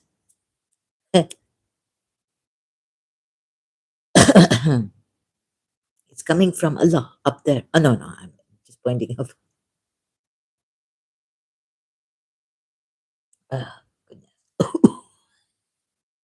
I need to relight my fire. Sorry, excuse me. That's voice to men. No, no. It is. What do you say, Muslims? What do you say? Tell me. Charged. Lamp is charged. What do you say, Muslims? What's up, Doc? What's up, Down? Sorry. Mommy, you're here. That's why I'm acting like a clown for you. You're making me, you're tickling me. With mommy, my life is so funny. Feelings run in my tummy. There's no one as yummy as my mommy. The bulbul that day said, oh my God. So let's go there, right? Maybe I'm crazy or something. You know what the bulbul did that day? Although there are birds singing in that block game, there was a bulbul outside, and yesterday I was still awake early morning. Bulbul didn't come.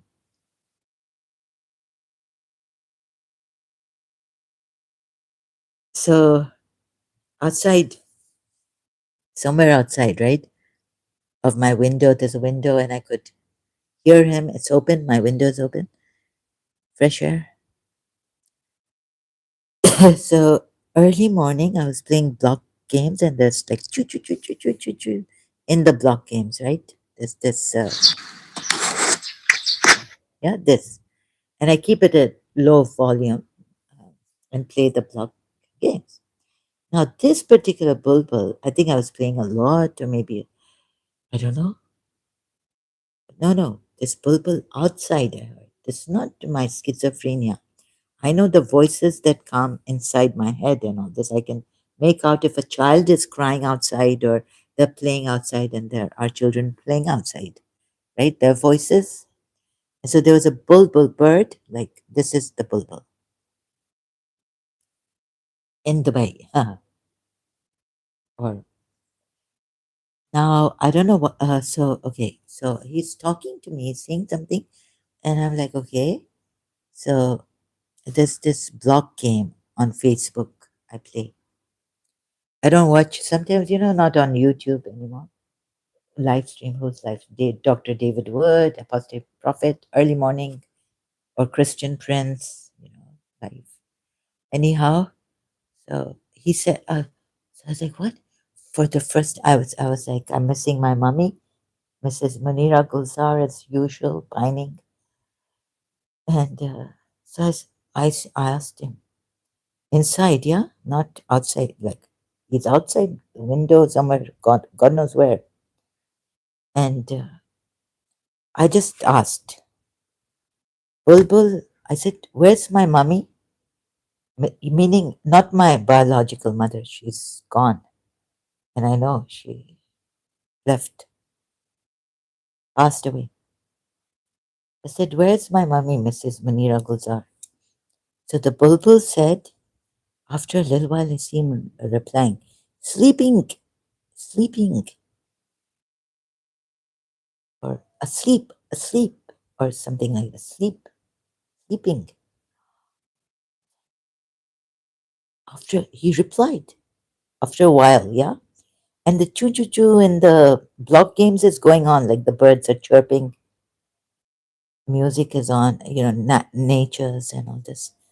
And there's so that was on slightly low, but there was a bulbul outside, bird, sleeping, he said, after some time. Now I got scared. I said, maybe she's sleeping in Alam Arwa somewhere, she's gone, right? No one has told me that she's alive or not. Google search doesn't tell me. I've made a page for her. Shakila hasn't told me. Ex-student of St. Joseph's College in my time. We were together there. Now, no one tells me on Facebook also. And Shakila doesn't come. Mariam doesn't know. Shakila knows a teacher, but she told me she doesn't know. And the one who told me a little bit about, Anila, I flipped on her and all this, right, against, and doxed her and all this. Gave her WhatsApp number. I really feel terrible. So, anyhow, sleeping. So I said, I got scared. Like, there could be that she's sleeping in heaven, or, sorry, we don't go to heaven. Right now we're in Alam Arba if we die. Ooh. So I asked, where's she sleeping? Inside, yeah? I'm not talking outside. Inside. Communicating with the bulbuls. Silent. Where's she sleeping? After some time, after. And I'm playing with the block games. I'm in, playing the block games. After a while, the bulbul replied, bed, bed. I was like, oh my God.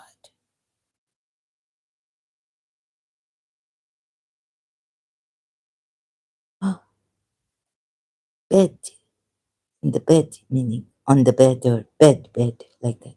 I can't remember exactly, but definitely bed. Hmm.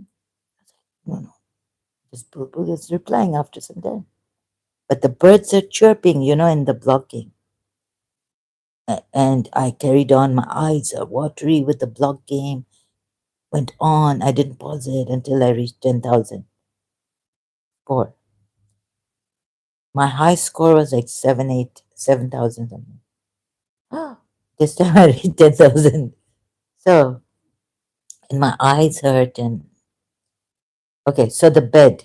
And now more, I got scared. Maybe, she's in somewhere, Alama Arwa, and they have a bed. I said, okay, I'm going to ask you something which maybe you don't want to tell me, or safety or something, for her safety. I felt this, but yet I asked him. I asked this bulbul. I said, which country is. Now I got very scared, right? When he said bed, even like, oh God, a bed in Alam Arwa, the place, the Christians would understand, like perjury. What do they call that place? Before the day of judgment, before going to heaven. Okay, so that's Alam Arwa. So I asked him, okay, I managed, took the courage. I was scared still. I was not satisfied. Yeah, bed, sleeping. I said, now I got really, I said, okay, tell me which country she's in. And I thought he's going to tell me, or if he answers me, it would be Pakistan. So he took some time, and I'm playing with the block, in my block game. Playing. And then he finally said, but what did he say? He didn't say UAE, he didn't say Dubai, he didn't say Oman, he didn't say Bahrain, he didn't say Pakistan, he didn't say Karachi. You know what he said? He said Arabia, Arabia.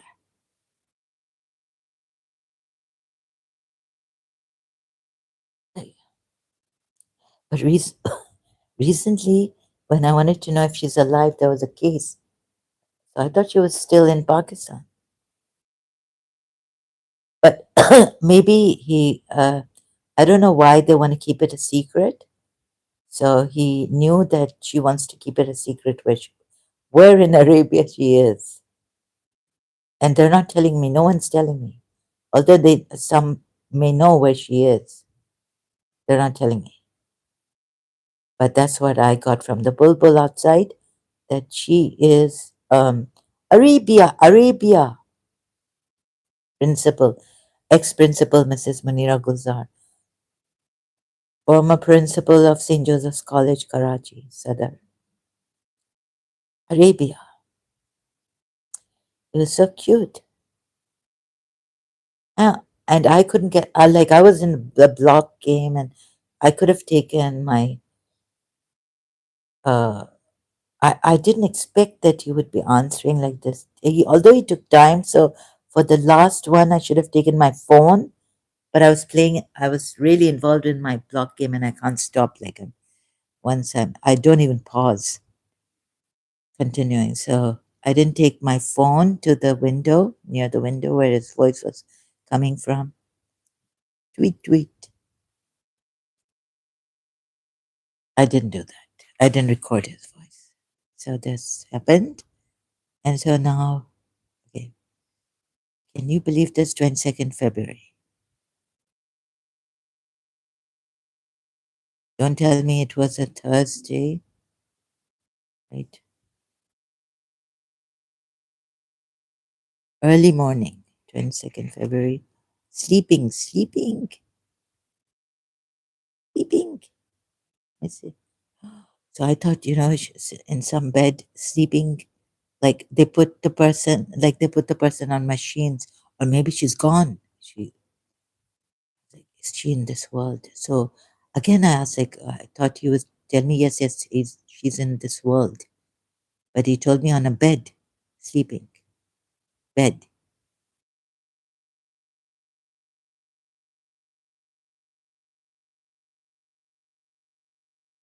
Oh, 2026 day is it? Which day is it? Sunday. Okay, not Wednesday.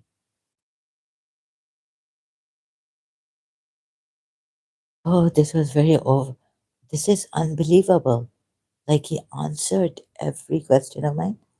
Thank you, God, whoever is responsible. Thank you, Bulbul.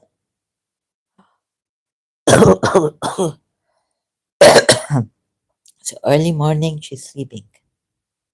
She was an early riser. I got, so he literally, the Bulbul said, Arabia. I don't know why he didn't give me the city. Then I didn't ask because there was this feeling that they want to hide it where she is. She's not in Pakistan, she's in Arabia. That's what the Bulbul told me.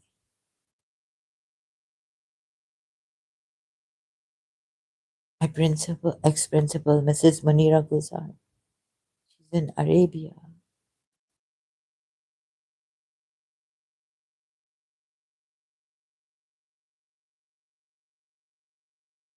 See?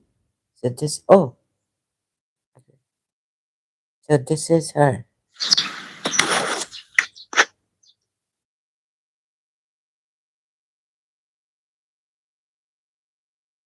Arabia. I've changed her. AI. Oh, wow. I mean, most beautiful woman in the world for me. Stars shining. Mommy makes life so funny. Feelings around in my tummy.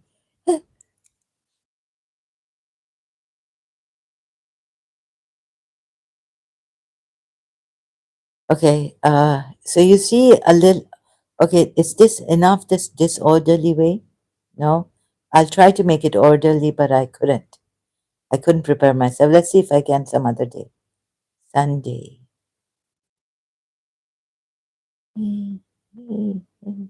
Beautiful sun. So where am I now? So you see Imam Hussein, and then oh my God! So where's multilingual Quran? Oh, here. So we were here, right? Ungodly activities causing human degradation, force to be used against them by, but this measure can only be adopted by the Prophet of Allah or his vicegerents, authorized by Allah, meaning him, right? Vicegerents meaning the Imams thereafter, the Shias, 12 Shias or Ismaili Shias. But His Highness Aga Khan doesn't take these measures.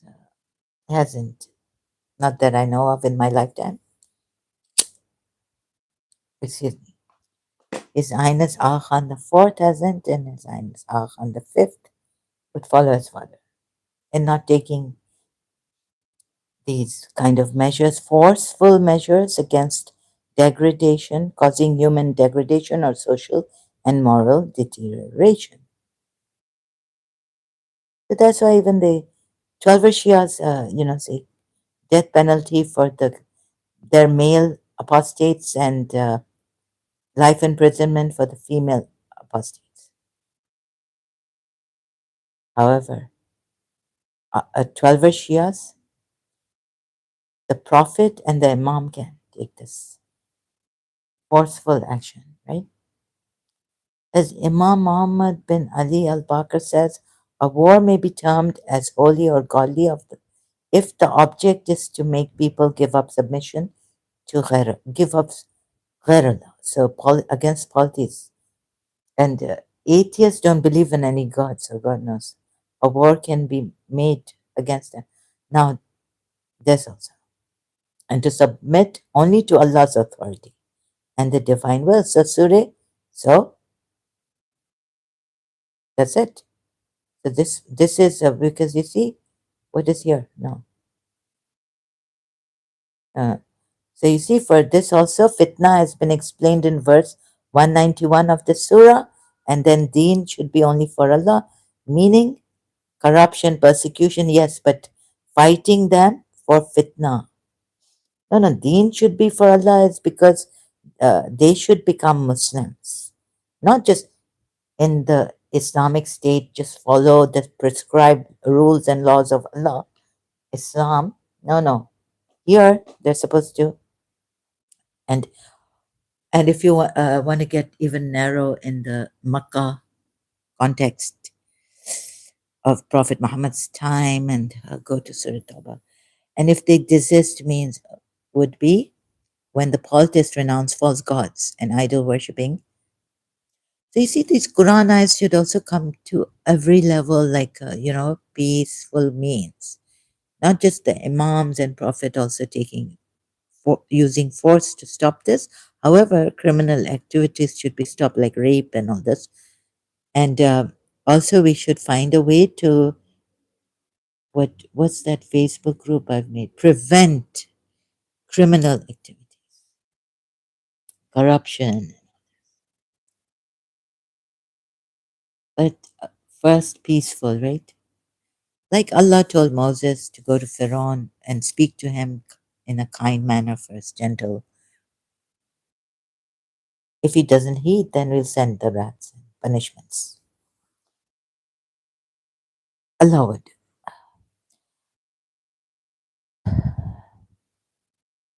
So, is there anyone who can help me succinctly putting it against Imam Hussain also? You see, and then the other thing is that, like in the previous live stream, also went to this verse. You, you see the Quran contradictions on partners with Allah who cannot help. Surah, where's that verse? Yes, Surah 4, ayat 75. How is it that you do not fight in the way of Allah and in support of the helpless? Men, women, and children who pray, Our Lord, bring us out of this land whose people are oppressors. Right? Kufans wanting to give Imam Hussain allegiance, they didn't feel that Yazid and his ministers or whoever under him appointed to take care of cities and Islamic Muslim people were true believers. So they wanted Imam Hussain to help. Now they're calling Imam Hussain, and Imam Hussain was taking his own time. Or Imam Hussain could have said, Come emigrate and give me bed. But they weren't allowed to even emigrate, maybe by Yazid.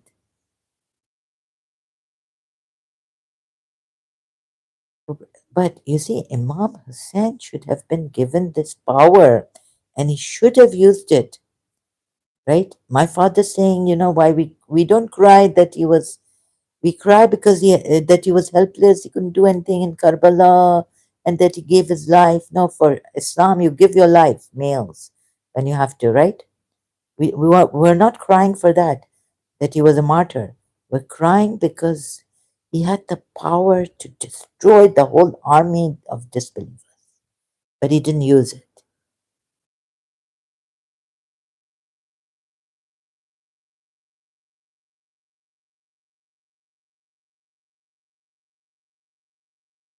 Sorry, I have to I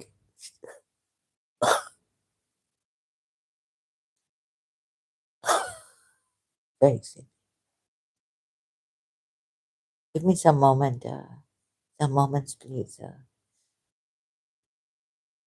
So Imam Hussain, having that power from Allah,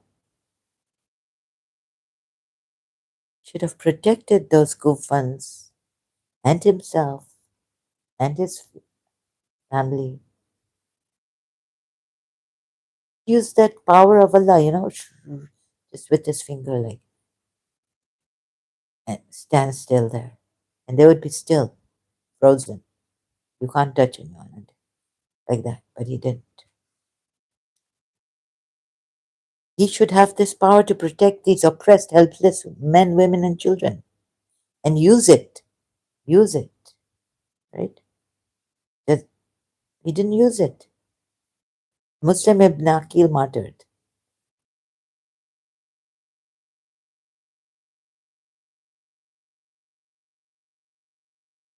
He should have used it. And then Allah saying, who will help me in my cause? And all this. Allah needs our help. We need Allah's help. And then Allah says that if, when Allah saves you from the darknesses, Surah Nam ayat, you give, when, He saves you and rescues you, and then you go and associate partners with Him.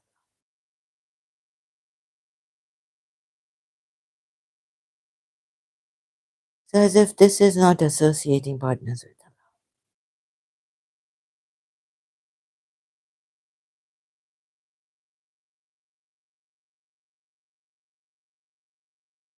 Many, many such contradictions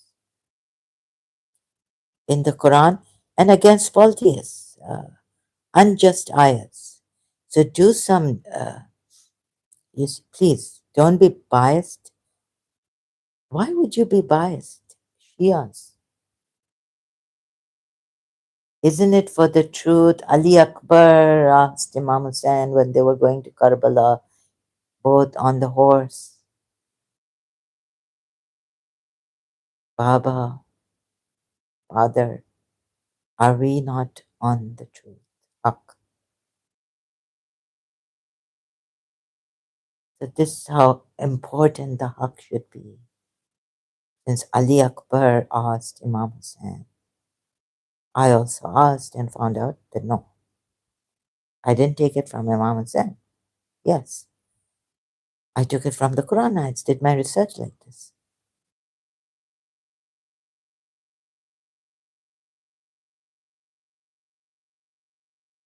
So indeed, those who call upon besides Allah are servants like you. So call upon them and let them respond to you. If the servants of Allah would not respond to you if you called upon them for help. Huh? Believers are guardians of one another, awliya, protectors, guardians, friends. Not only angels and all this, right? Are your awliyas, Surah Fusilat ayat. Now, please see this. I wish I was eloquent and could have made a video, a very good one. I'll, and they are unable to give them help. See, this, I can't make videos like that, right? I have to be here. So, any Shia wants me to scream, or I will get angry, but any brave Shia, courageous Shia coming here,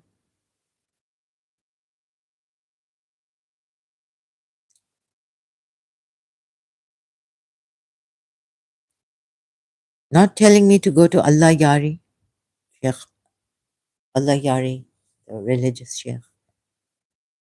Huh? Unable to give them help, nor can they help themselves.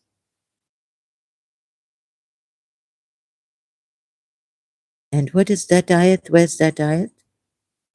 That intercession is allowed. So if intercession is allowed for the one who intercession except for the one who witnesses the truth, Quran ayat. Where's that ayat again? Oh, Surah Sabah. The intercession does not benefit with them except for one whom he permits. Until when terror is removed from their hearts, they will say, what has your Lord said?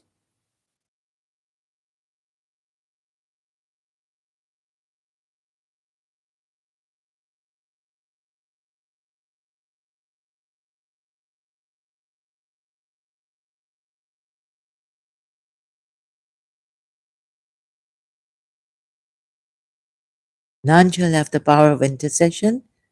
Surah Maryam, ayat 87.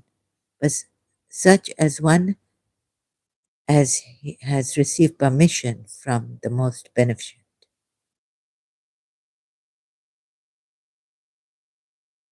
No, there's another one.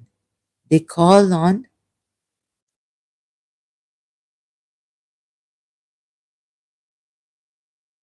they call on those, they say these are our intercessors with Allah.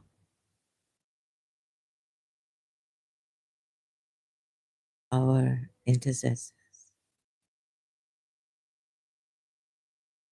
Allah gives permission for intercession, right?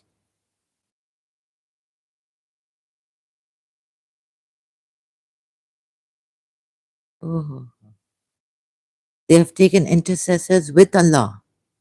Surah Zumar ayat 43. Then Allah says, say, O Muhammad, to these people who claim that those whom they have taken as intercessors with Allah, that intercession is of no avail. Because, we say that reading other ayats that without authority, they've made on their own intercessors with Allah. But you know what the polytheist religion Allah may have allowed them. They believe in God. That's why they have intercession with Allah. How could they assume things? Maybe God sent them revelation. Have you ever thought like that? They worship besides Allah others who can neither harm nor benefit them, and they say these are our intercessors. So Yunus ayat 18 also. Then what? How does Allah reply to them? They serve besides Allah. Besides Allah. This is besides Allah. Things that hurt them. Oh goodness, I don't know. They say these are intercessors with Allah. Say, do you indeed inform Allah of something He knows not? No, no, no. They are not informing Allah. They're telling Prophet Muhammad, to whom the revelations are coming through from Allah,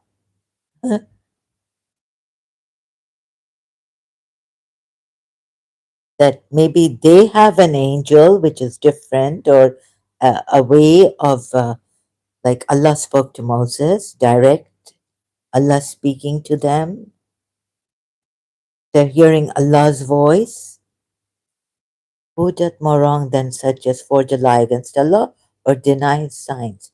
But never will prosper those who sin. Okay? And they worship other than Allah, that which neither harms them nor benefits them. And they say, these are our intercessors with Allah.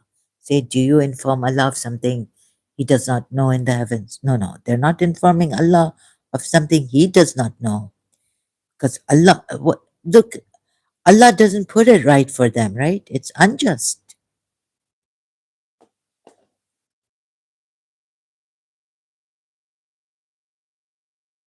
These monotheistic prophets think only they are receiving from Allah, but also the polytheists must be receiving from Allah, right? In a different way, revelations and messages and all. Oh goodness. And mankind was not but one community. Yes, very good. But they differed. Oh my goodness, forget this. Anyhow, let's go back. Uh, except the one who bears witness to the truth. For the one who bears witness to the truth. This is now not even besides Allah. No, no. Intersection with Allah. Where's that ayat?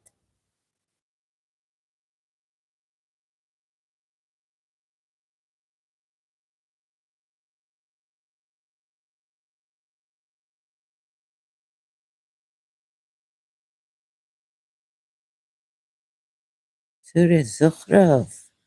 Those whom they call upon other than Him have no power to intercede, except those that have knowingly borne witness to the truth, right? So when they bear witness, don't even stand with them. Don't be with them. Don't. Allah says against these polytheists. Surah Zukhruf, ayat 86. Let's see, Quran has, Quran.com has given it.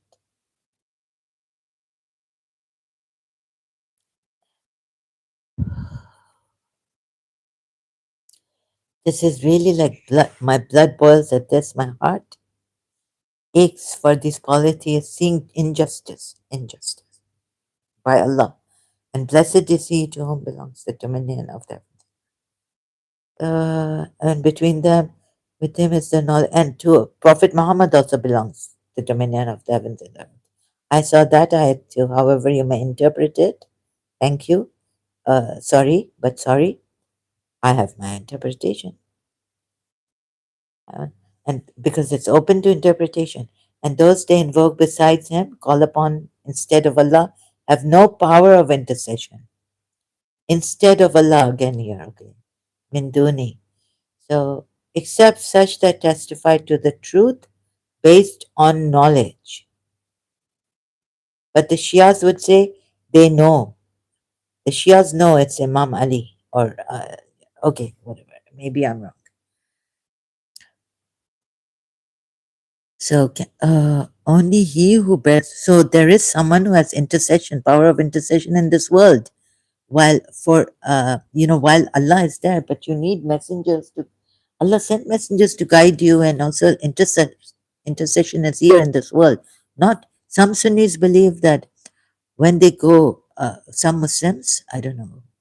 Do you believe that when you die and on the day of judgment, then only will Prophet Muhammad come and intercede on your behalf? Right? This. Some of them believe like this. And there's no intercession in this world for the believers. Some Muslims. Those whom they invoke besides Allah, okay, here it's besides Allah. So you see, Allah doesn't do justice to them all the time besides Allah, have no power of intercession, really. And only He who bears witness to the truth, right?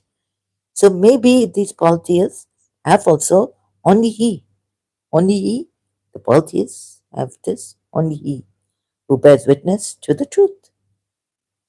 And for them, the truth is, you know, not the Islamic way, but other ways. And yet, the truth is Allah, Haqqa, Al Haq, the truth, the reality manifest.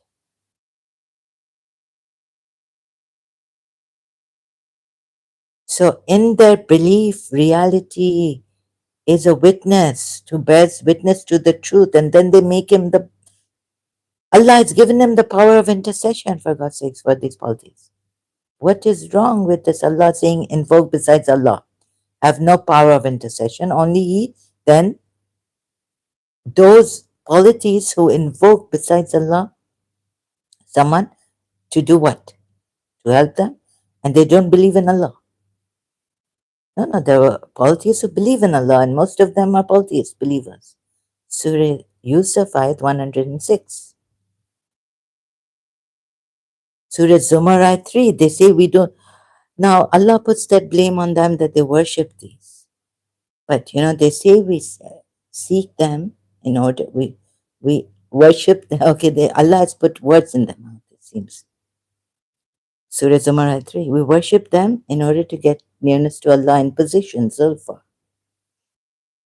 Allah says He will decide about them. But polytheism, unforgivable. Polytheism, unforgivable. And polytheists are najas. Oh, sorry, impure, najas. Right? Surah Tawbah.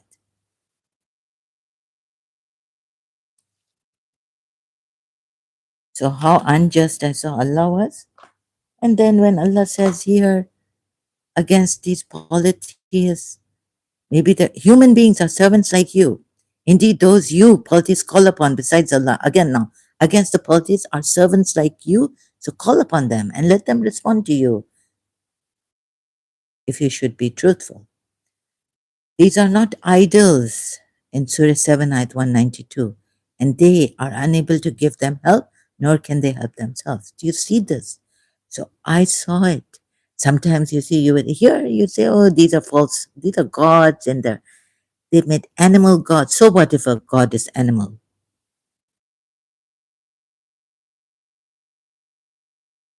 Comes in animal form. Yeah, so there is like okay, so there's an elephant. There should be also a lion god. There should be a crow god. There should be these gods. What's wrong with that? And they all live in perfect harmony. Ebony and ivory lived in perfect harmony. The song. All these gods live in perfect harmony, like human beings. As many are human being stars, as many are the flowers, the plants. They're gods, and we all live in perfect. Do you see plants fighting? Okay, some have thorns, some are poisonous. So gods are like.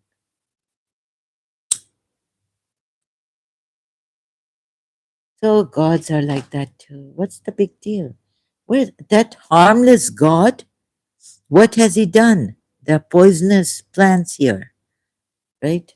See, oh, I know one of my teachers. She went up north, Gilgit somewhere. She brought this leaf or something near her nose, and it burnt her upper lip. And then she was asking if I could give her bleach. If that, I was no, no, no. But I had to give her. I gave her the bleach. She asked for it. I said, please, right, face bleach.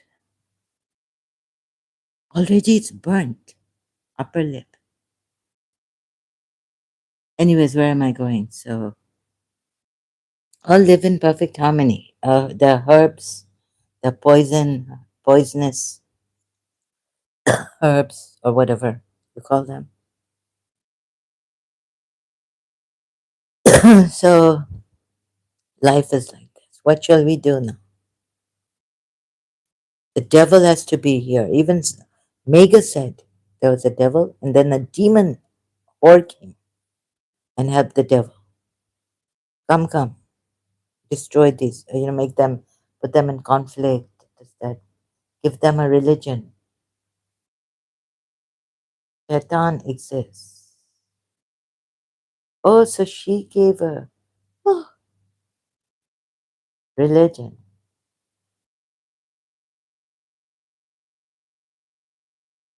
Come, come, we will, you know, devil.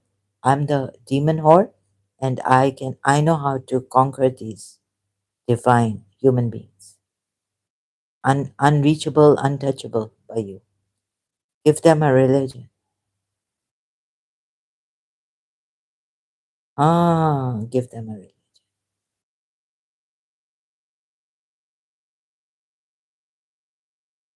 And God, seeing all this, allowing this to happen, is terrible. True God. Whereas good God allowing this to happen to his divine pieces or human beings on earth divine. How could God do this? Allow, good God. So the simulation started, and I don't understand. So you see, in this, what can we hold on to? Let's just leave everything.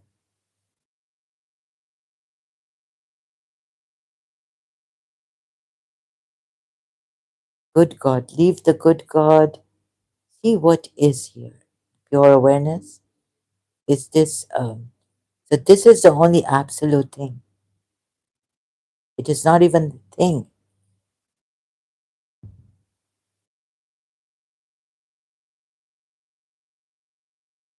That's why Yazid just gave it.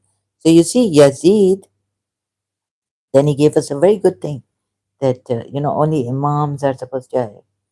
If we were in the Sunni religion or some, or become radical, there's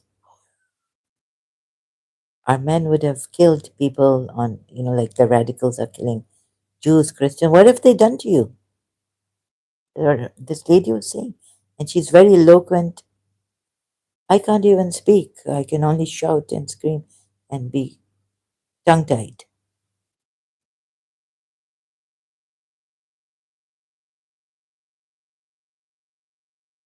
So, uh, yeah, the gods, Hindu gods had to be here. They're fighting, so what? They're fighting Maya. Simulation is here. And in this simulation, the mind, yeah, it is very terrible. It can cause such distress. This the evil. So, and these religions are also. Please see this. So your suffering is, let me remember Hussein's sufferings and cry for Hussein, not for myself. He suffered. Or get whatever, get the courage, pray to God, be determined, determination and patience. For the sake of thy Lord, do thou bear patiently the bitter years. However, Imam Hussein, you see, unparalleled sacrifice in the history of mankind, even Imamat. No Imam has done what Imam Hussein did, right? Shias, 12 Shias.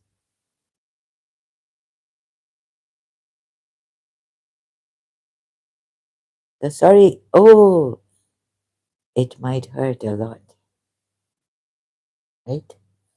Ooh, and it's just sometimes unbearable. So you know what you can do, like what I do?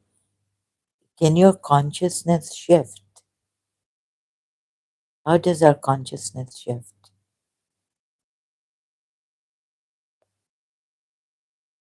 Oh, so this could have choked me to death. This, not any food, but the pain is unbearable. Another kind of unbearable pain. Not only my case and black magic killing me softly.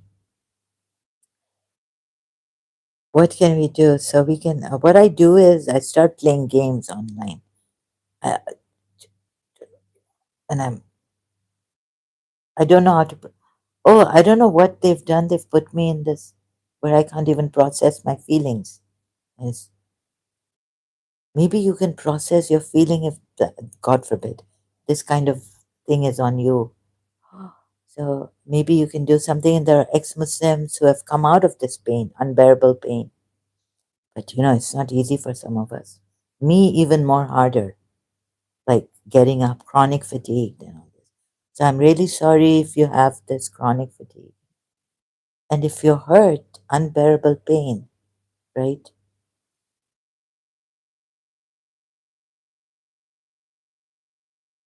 So we Shias have been taught we can, about Bibi Zainab, uh, kisko sambale, Zainab.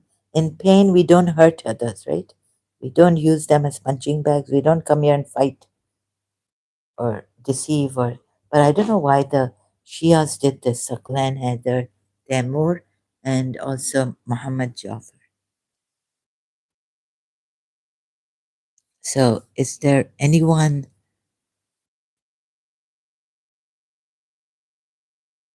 I still feel I haven't said it properly. Do you get it, Shias? So I'm here for you. Please join my other channel. No, no, no, no. I've just made this other channel. I might not be using it. This is my main channel, but I think I've got a flag, red flag. This is my channel, new channel on YouTube. Backup, support ex-Muslims.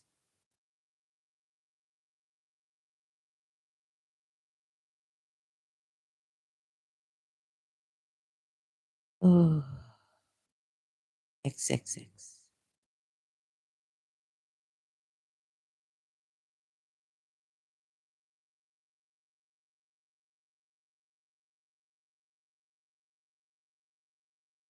So I know it must be hard for some Muslims. But what about the ex Muslim apostates? The punishments. Won't see tears in the Robin Beck's song.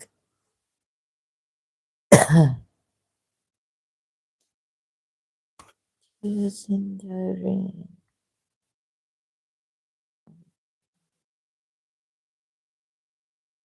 Rain.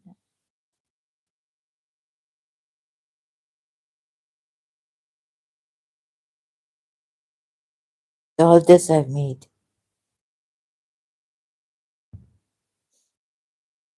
Who wants see tears?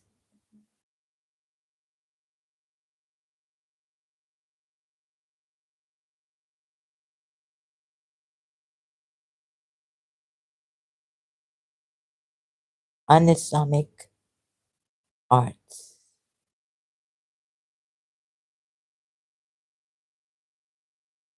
There's a king or for whom the bells toll. For whom the bell tolls. You see the heart, the sun.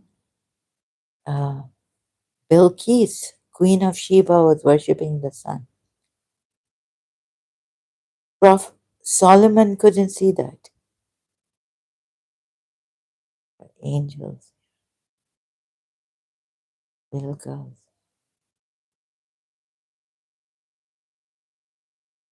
This is my artwork. Spontaneous.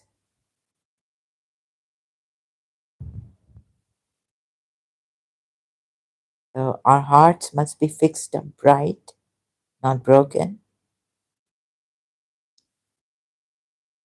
And when we realize love, let the haters hate. We will love, right? Oh, there's this bird.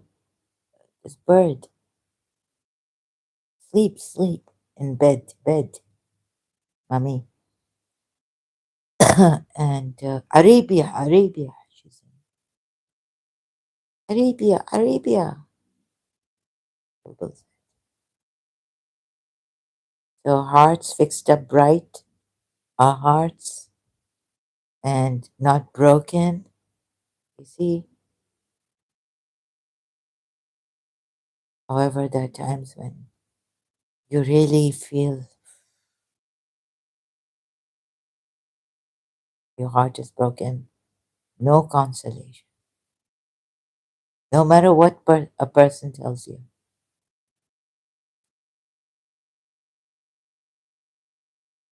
that life is sacred, and what else is there?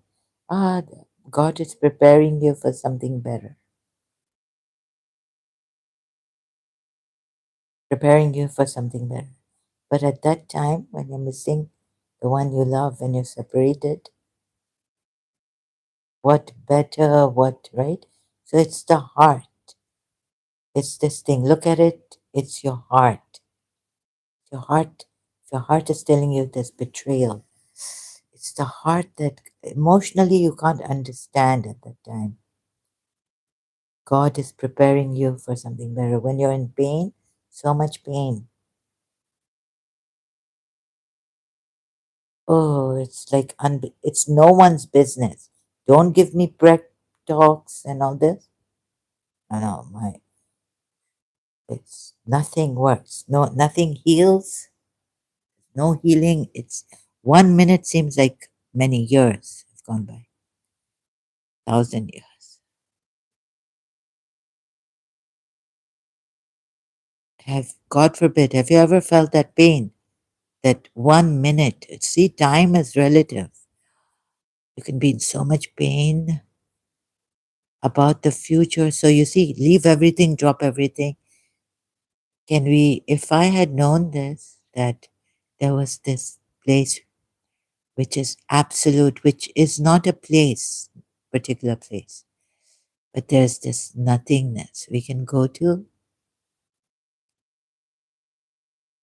or We are this pure, just pure awareness, no thing.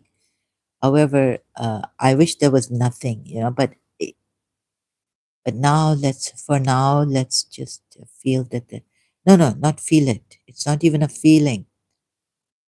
It is this truth, absolute truth. We are pure awareness. And this moment.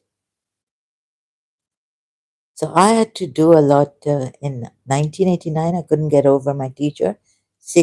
In the sixth year, now it was getting too much guilt, going for reconciliation, writing letters, and she saying, I throw her letters in the waste basket in the rubbish bin.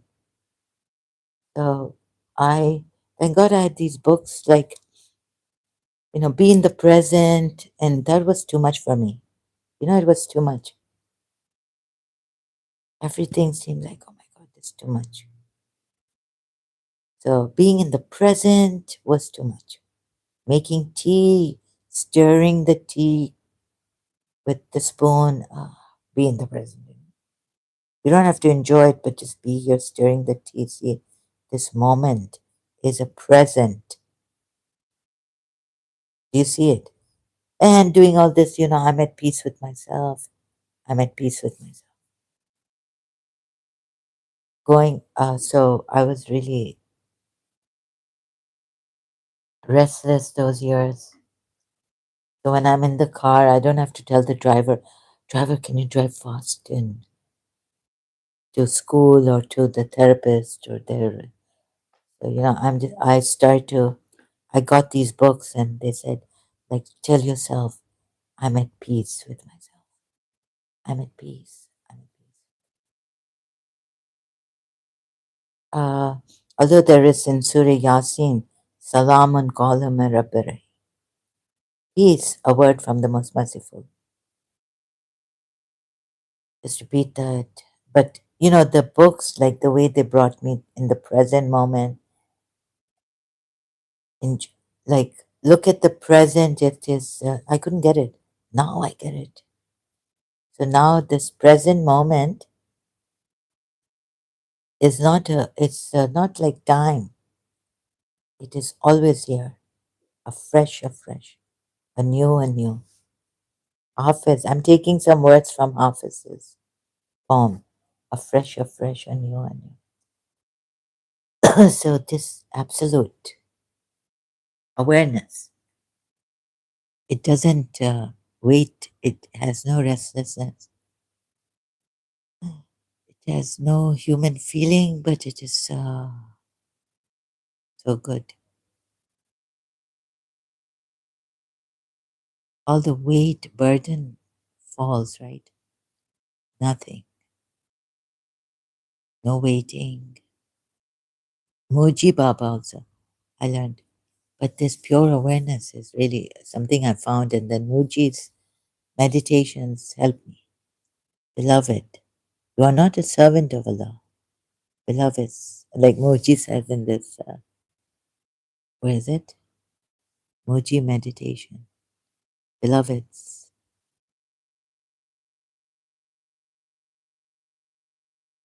guided meditation with Muji remain as you are.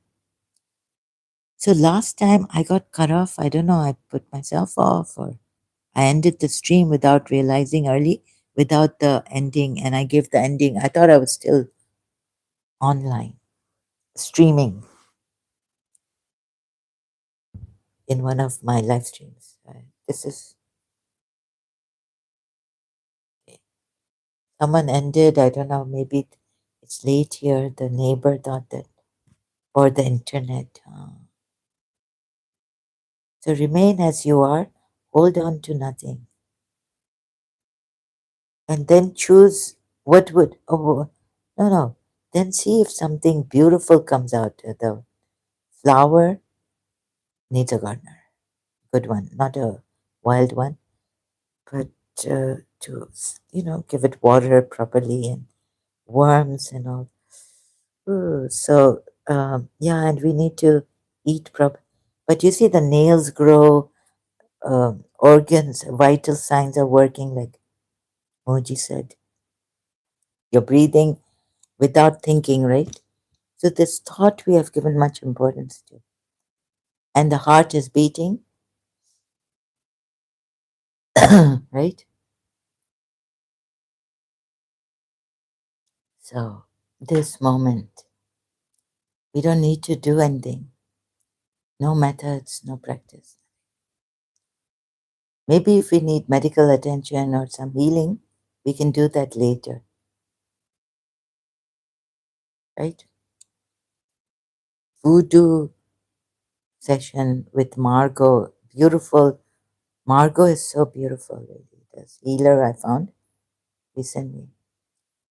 She's so like, that I can call her by her first name, Margot. And her channel name is also Margot. So she's really beautiful. She's amazing, actually. That's an understatement. She's beautiful. I have no words for her.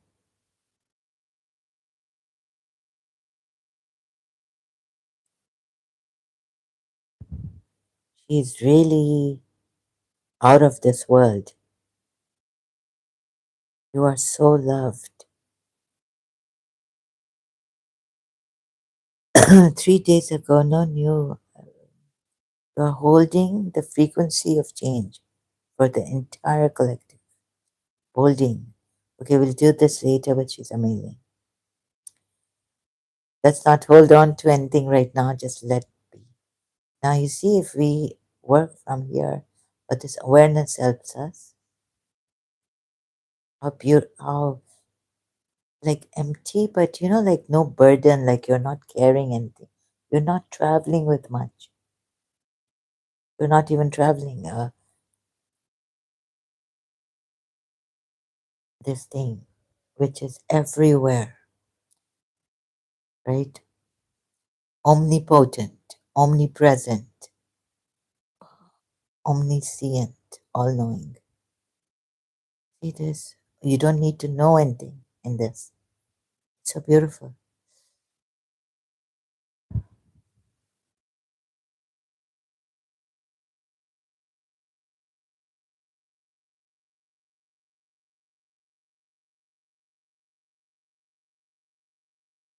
Oh my God. So, oh, this is like, the voodoo and all happening in foreign countries. They have a vendetta against you. Jealous people and of the favor on your life. They haven't realized their worth. You have your own life, but you didn't. Oh, so they're in pain and they don't want to look at this, maybe. Because, for a long time they lost it. Even though they were in the same religion as I, they, something, they went for the worldly jealousy.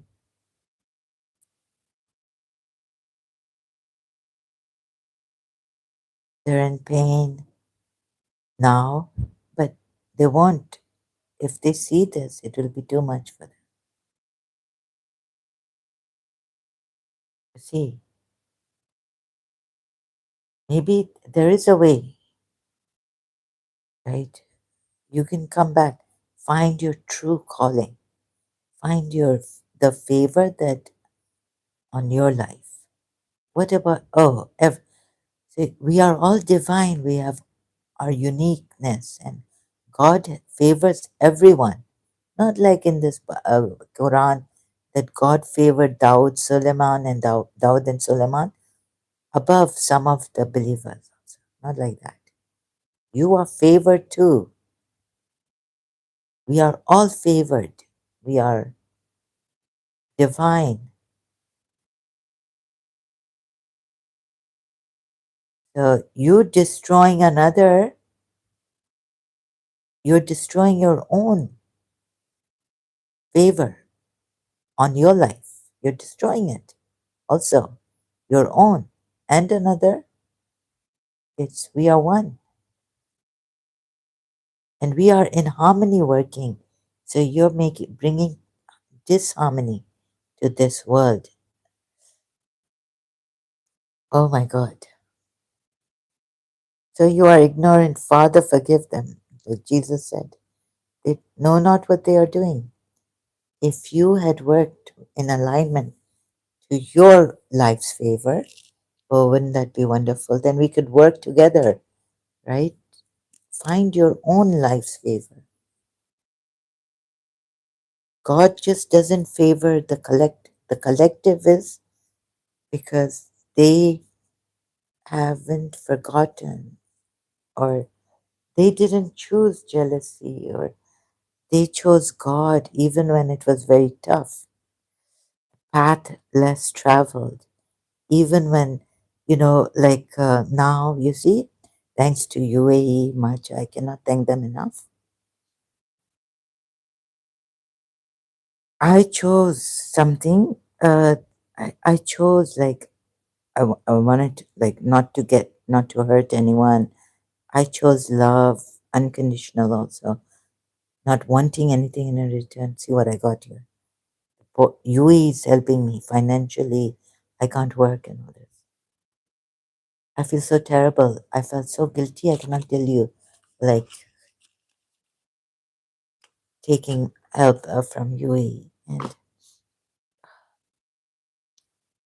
I can't afford to feel guilty because it takes away. I have no energy, not much. I do have some energy, but like I feel like I'm dead. No, no. If I'd been dead, it would have been better. This kind of living, anyway. So where was I before I lose my point?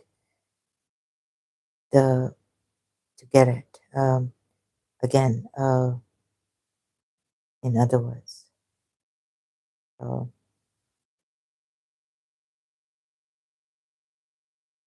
life got to them, the fake life.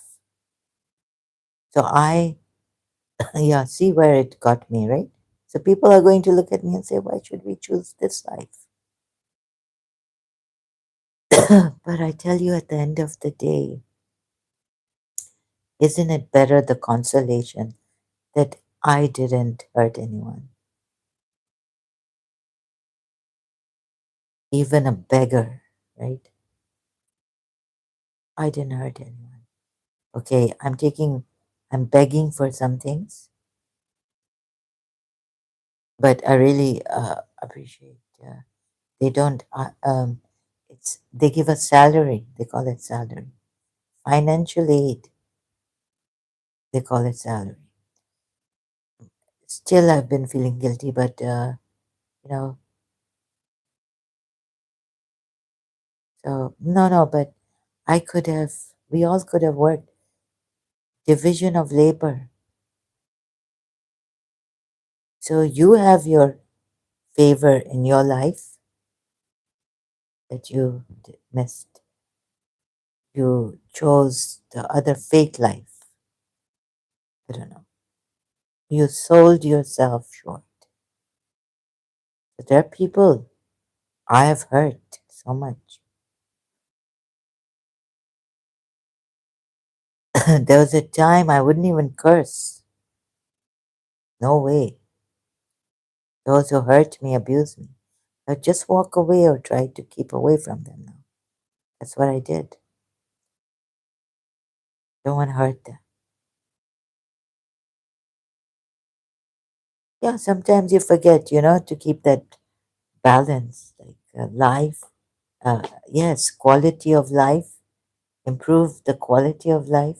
AKDN, Ismailis, Imam, yes, definitely he wants that you improve your quality of life, this and that. But at the same time, remember, whatever career you are choosing, it's not only for you, but he says, yeah, he balanced his guides, his followers, by saying that,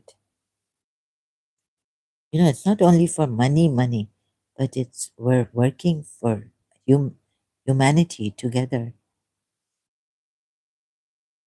It's not only me, me, me. It's together Not that, oh, I've got a Mercedes. I worked hard for it. Okay, you got it. But actually, if you see, Jeanette, because you're jealous of the favor on your life, they have a vendetta against you and they're jealous of the favor on your life. So, someone who's jealous of the favor on someone else's life has lost what? Huh? Why?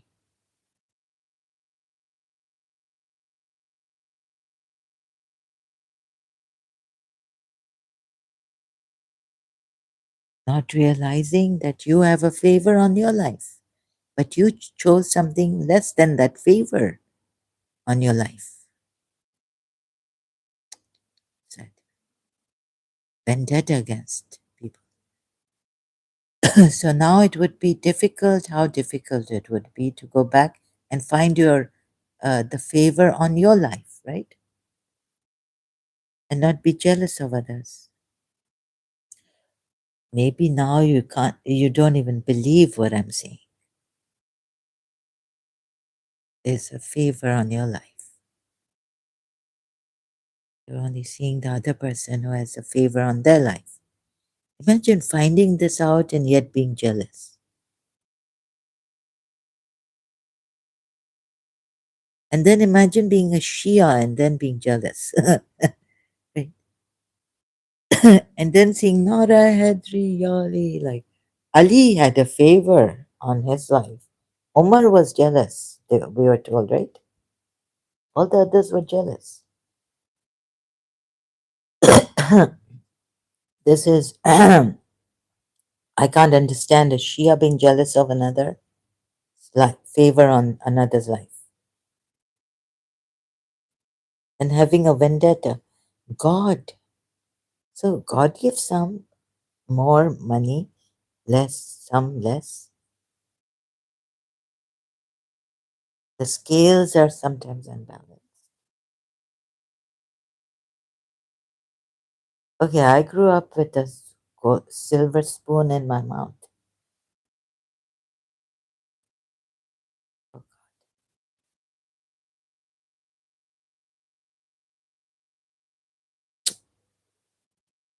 But is money everything? Career everything? There are here Filipino maids. I've thought of being a maid. Can I be a maid? Can I be like Mother Teresa? Serve people rather than make a career? Can I just go like Mother Teresa, like Dr. Ford did?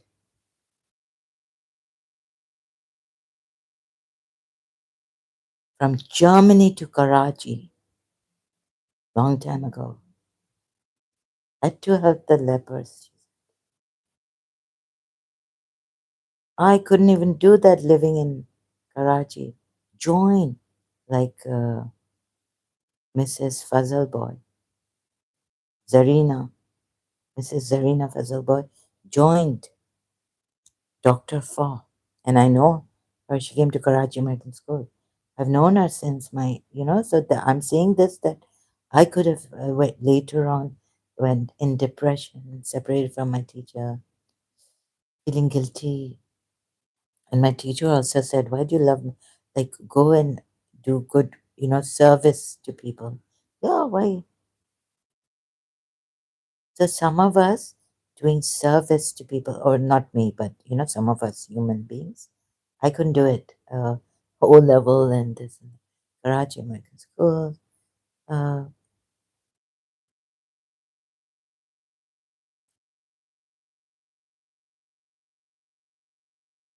uh, some of us don't even get good husbands or good partners, life partners, and so forth. Look at the one that, the one who's a beggar in Karachi.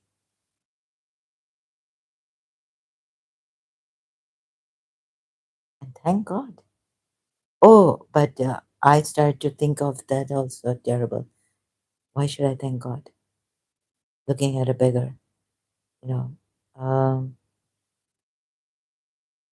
that I'm not in his place, but maybe he's better than me. So no, no, that I don't agree to. Sorry to this also. Uh, no, look, but see, there are people, poor people, who will not steal, who will not hurt others, just because life has hurt them. They will not be jealous.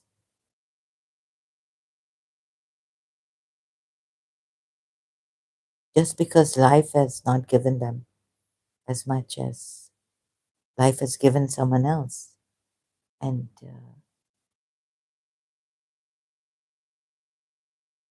favored.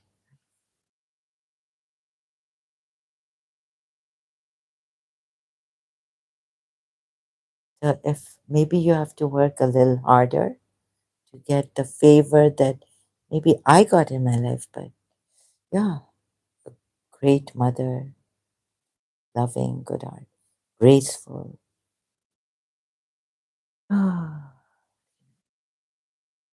Oh, maybe your mother, uh, then it's very tempting, like, to go into self destruction or, so maybe that, whatever it was that you want to hurt people. Ooh, jealousy, vendetta. So you're hurting. I can understand that. Jealousy, it's very painful. It's hurting you also, right? So don't you think you come out of this jealousy? Uh, because when you're hurting another and out of jealousy, you're actually hurting a lot and you want to, yeah, I can understand. You're also in a lot of pain then. You're burning, burning, burning inside. Oh, jealousy. I've experienced jealousy in year 2000, right? And you could have admired someone and, you can copy them, imitate. Say, thank you. I learned this from you. This dress you're wearing is very beautiful. I'm going to make it too. And thank you. Like you could have said that. What's wrong in that? Your prestige won't go down with that. Admiring. But why jealousy coming up? Because some weakness has come into you. Like maybe some, oh, what made me become jealous?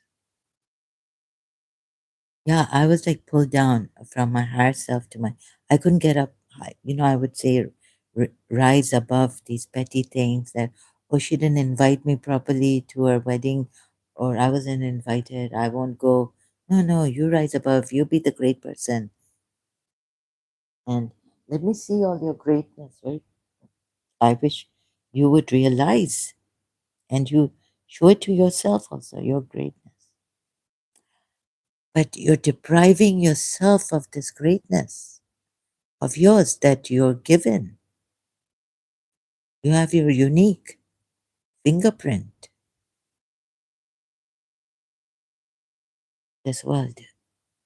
You have a unique place. So, when I was pulled down, I didn't like this place I was in. I wanted to find that place where I was content. If I admired someone, I wouldn't be jealous, just admiring. Oh, wow, this style or this look. And even if I didn't get the look, the beauty, uh, I wouldn't want to be jealous. It just hurts you and you lose energy or look at the good thing that you have. Why look at the things that nature has not given you. So concentrate on your positive things.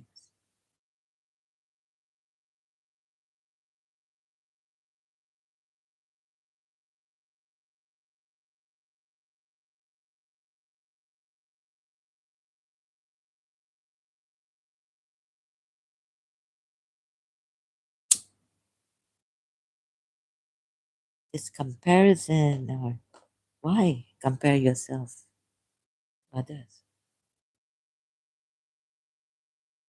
Maybe the way you're brought up, parents made you, compared you to others. This I can understand, but once we grow up, you realize, do you ever, there must be that truth right in you that I shouldn't be doing this. But the way my parents brought me up in the wrong way. I should now take responsibility. I should be.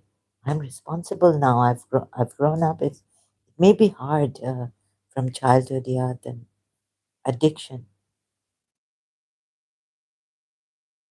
Okay, but don't hurt yourself more by feeling guilty, guilty, guilty. It doesn't help.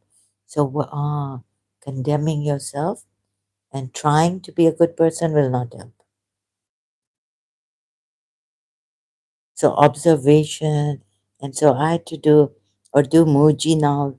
No, I had to also get the hard way. Jiddu Krishnamurti, that's in year 2000, when I was hearing voices and I couldn't read the books properly, things like that. First, it was like, yeah, the seeker is always seeking, the mind is always seeking, never resting, wants more, more, more. Even in the good, the spirituality. Oh, I got this. I want more, more, more. That's the mind coming up. It was so hard for me. And then condemning myself because there are certain things put in me I couldn't control myself. It was madness. It's madness. Even now,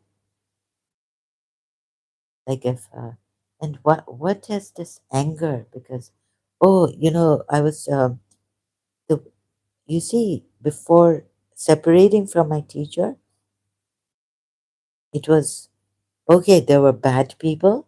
They remained bad. I didn't have to change them. I just had to walk away from them. Like the whole world's burden on me. They are bad. I have to fix them. And I have to fix myself and get angry at them. Why are you bad? Why are you hurting others? Oh, I feel like it's my responsibility now. Like Lubna. Oh, so you see, but there's another way. Sometimes, like, we lose it. After all, we're human beings. So, yeah. But you see, this lady also, where Lubna is right about this. She explains it like she uses the right words. So I get angry because of the things that people are doing and hurting to no extent. Like, leave the Christians, like this lady said. What have the Christians and the Jews done to you? And if you don't like the country, so we get angry. Yeah, so I get angry due to what this lady was saying. Gets angry on injustices, human rights violations. And it's too much now. It's too much.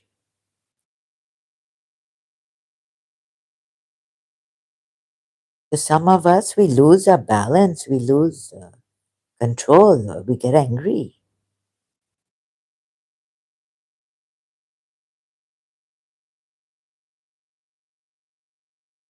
Oh, so you see, I've done Jiddu Krishnamurti.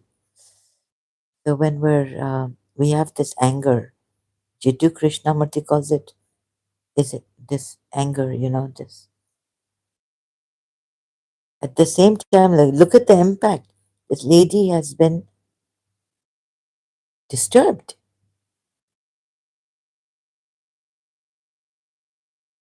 disturbed. Look at what the British Muslims, Pakistani have done. Pakistanis and Afghanis, and then uh, Palestine, this Pakistani, Palestine, Kashmir, Palestine, Kashmir. There are so many other. There you have beggars in your country. You have women who were pregnant with babes, infant in their arms, begging, holding their. Huh? Go to Askari apartments. Uh, traffic light now. See, help children begging, ladies, pregnant ladies begging. Now, what more? What next? There was the pregnant women in year 2000 was too, with the infant baby in their arms begging. What? And free Palestine and Pakistanis. So you see, okay, like uh, advice to another. Someone asks me for advice, I would help them out. But like this, just going, by Palestine. If someone's got a problem, of course, like it's not like, okay, I can't solve the problem. There's some unsolved problems that were in my house, right? I couldn't solve them, but other problems that we can solve. Let's say like, so I could, if I'm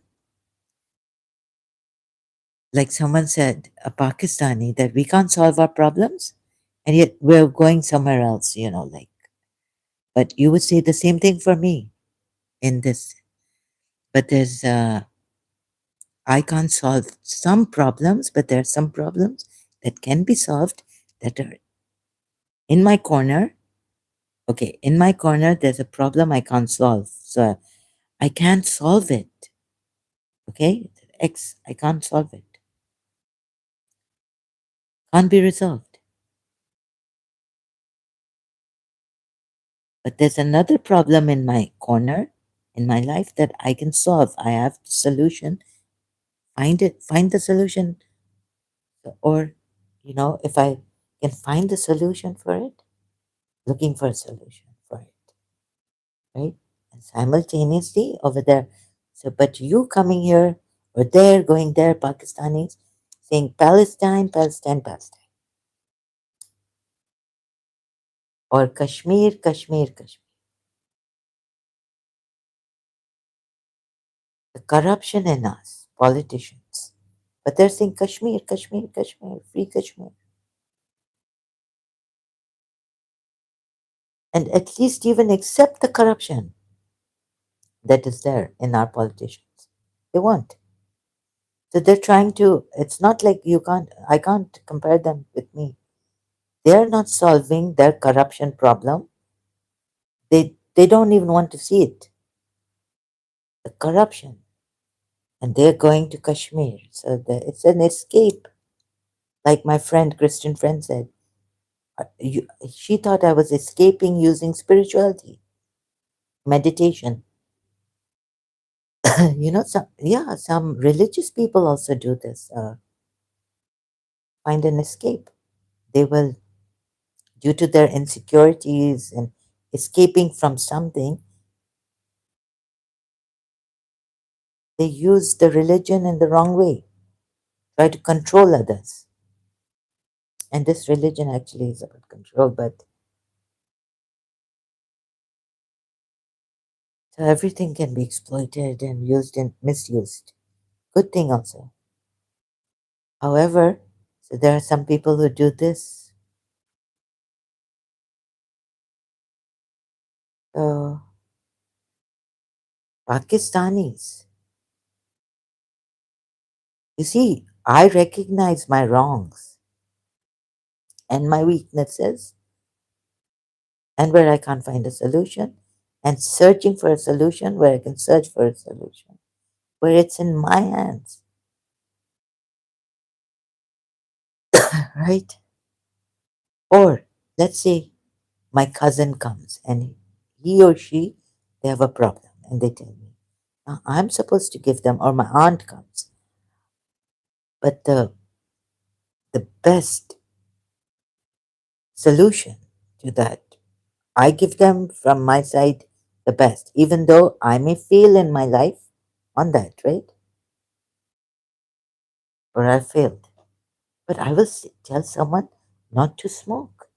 It is a bad thing, right?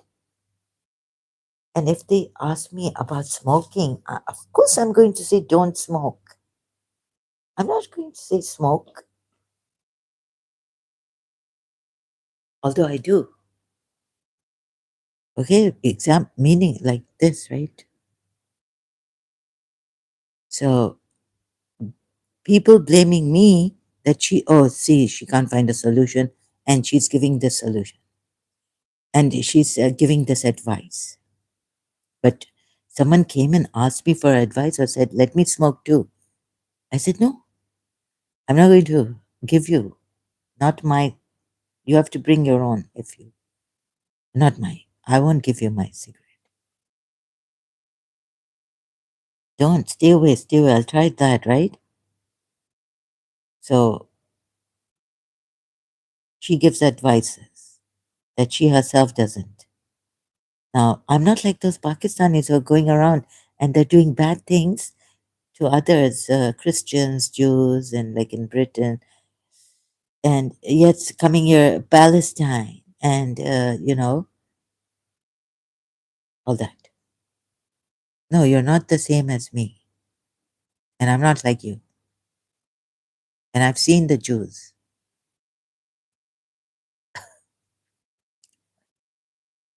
and they're good people, and they're humans, right? So why Palestine issue before? Uh, yes, you can say Palestine, but what about the Bachabazi they spoke about?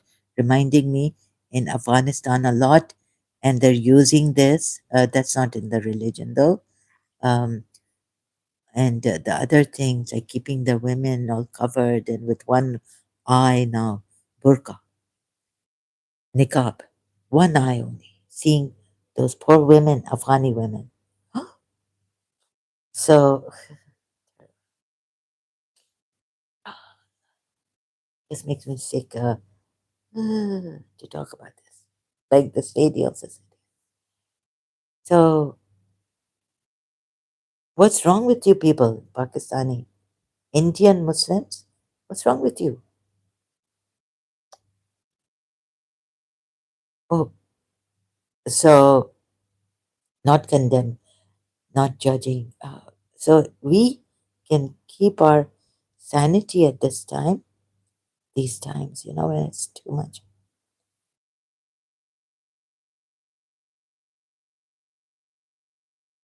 So I was trying to get myself back to, you've been trained by your teacher, truth and this, don't lie. And then you became so unhealthy in Pakistan. So I want to go back to that old Zara without Miss Desas training my teachers. So when I met the principal, it automatically, naturally, she was like, I don't worry, I don't think about this or that. And it just had such a, she didn't know she was my lucky star or God chosen. She didn't know that. But she had such a positive effect on me. And some people, they just bring out the best in you without criticizing. So you see, this criticism too much and all this. But these Pakistanis who are doing this, they're not criticized. The British have left them. They weren't even taking action against these gang British Muslims or nothing. And the more you were doing more, when will you realize? So they were just, letting you be free, do what you want. Bad also. The British were letting you, but it didn't work. See, it didn't work.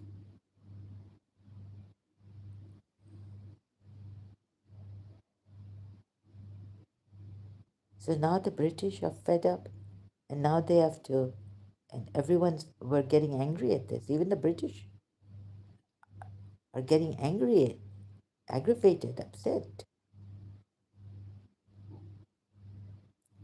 Yet it's not going to change these Pakistanis, some of them. And the looking, the observing, let go of it.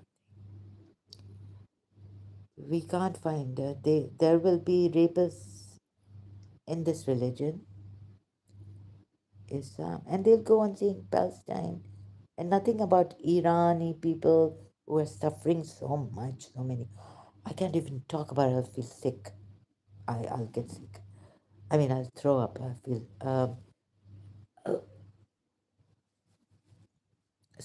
What I and this also now I'm feeling really. I couldn't even make a video. I would love so much. Would really like, enjoy, like really like to help on Imam Hussein. Like how can so the Imams are supposed to also help us and they couldn't. So look at this. Surah 4 ayat 75. So if you're saying Islam is good and the Imams are supposed to help us, Imam Hussein failed to even help himself. But you're saying, oh, this when the world's powerful, monarchy, Islamic monarchy, they call it, rulers, now hypocrites. Uh, but Allah is the sovereign. So why didn't Allah give sovereignty to Imam Hussein? We're supposed to just take it, just take it.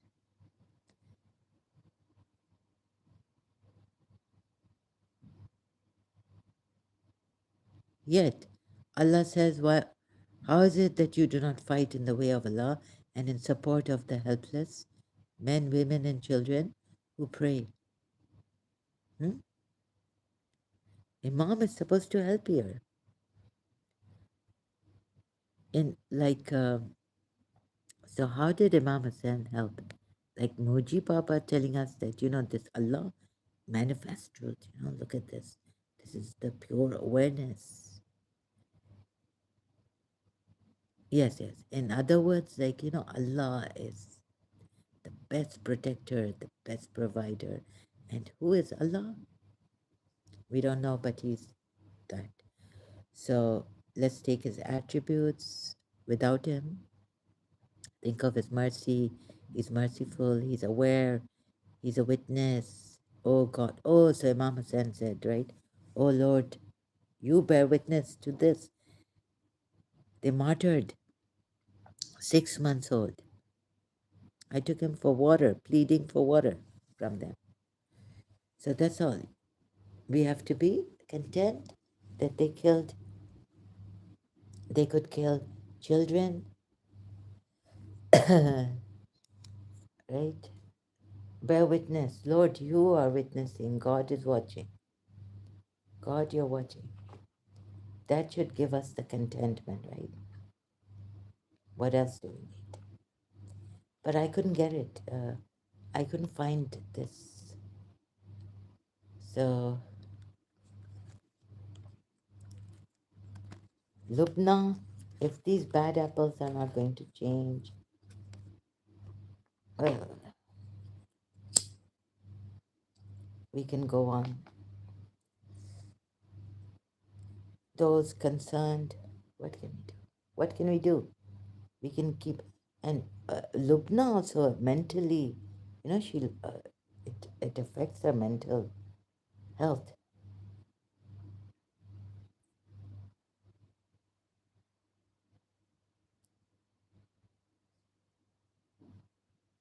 I can't take liars. It affects my mental health. I would, um, especially not any, but especially in my siblings. Like, oh, I became very strict. I couldn't take my siblings lying or anything. Not that they. So I hit the roof. Oh, so meeting my principal, just accept what is. So in Rome, be like the Romans.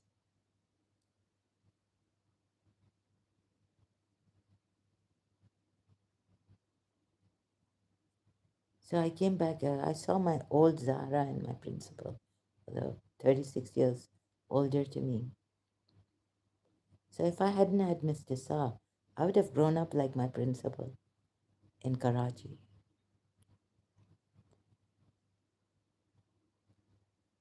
Just accept it, what is here.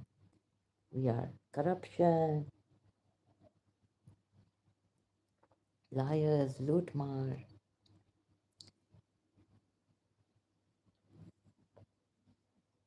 What was my father saying in Karachi? Was seeing all these Muslims.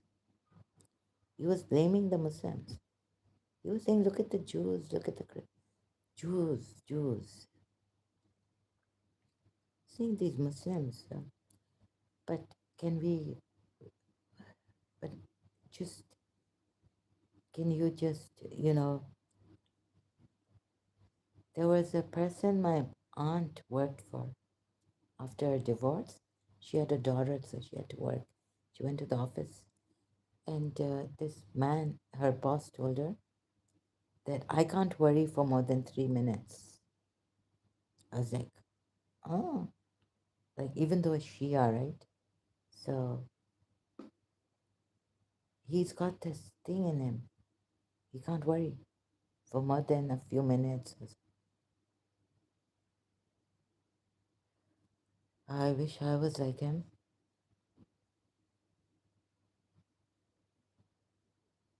So, how to stop worrying and start living? Dale Carnegie. I even read that book when I was when I didn't have school. I was also separated from my teacher. But so Jesus Christ says, "Do not worry about the morrow. Let the morrow take care of itself. Be like the lilies of the field."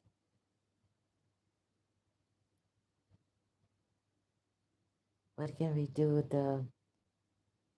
What can we do?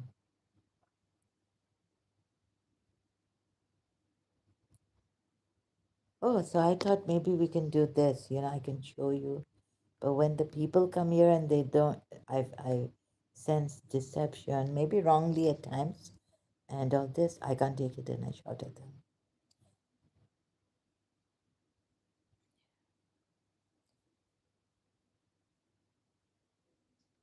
Or what Lubna is doing.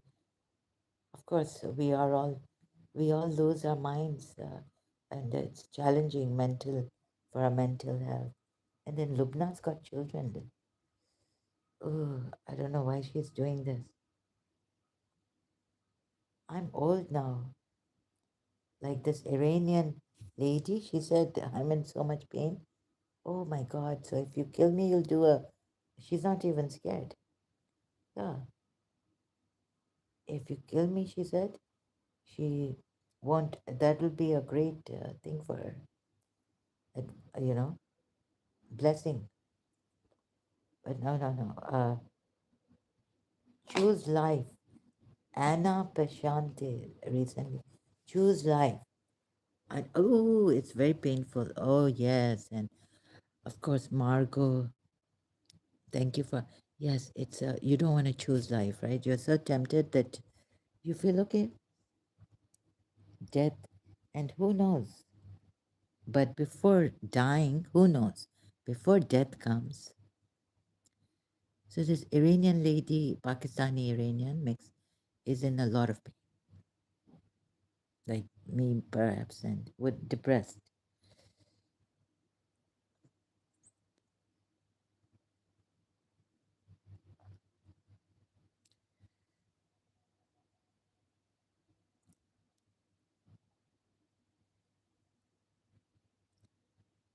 So even counting blessings doesn't help. What are we to do? Let's leave everything. See, worrying will not solve the problem, right? So depressed, and of course, you can't enjoy anything when you're depressed. You want to just leave your body and go away when you're depressed. I've felt that kind of depression, right? Every moment you want to leave, you feel like you're here forced. Why? Why am I here? So, like Bibi Mariam and Surah Mariam, I wish I was a thing quite forgotten. So we can, we can do this. That I don't exist. I don't exist. You know why? The thing is that this body, I've just come here for a little while. I don't exist. This is the meditation I did on 5th August 1996 in a lot of pain. Oh, so maybe my mummy was saying this to herself. I don't know what you went through. Imagine if you're being raped by your, and you're a hostage or something to a ex-minister or someone in Pakistan, right? For 2 years, you're being raped. Okay, I don't think that's going to help. Uh, but our pain is ours, right? We don't know if you're being raped by your boss. Ooh, and you can't complain. Ooh.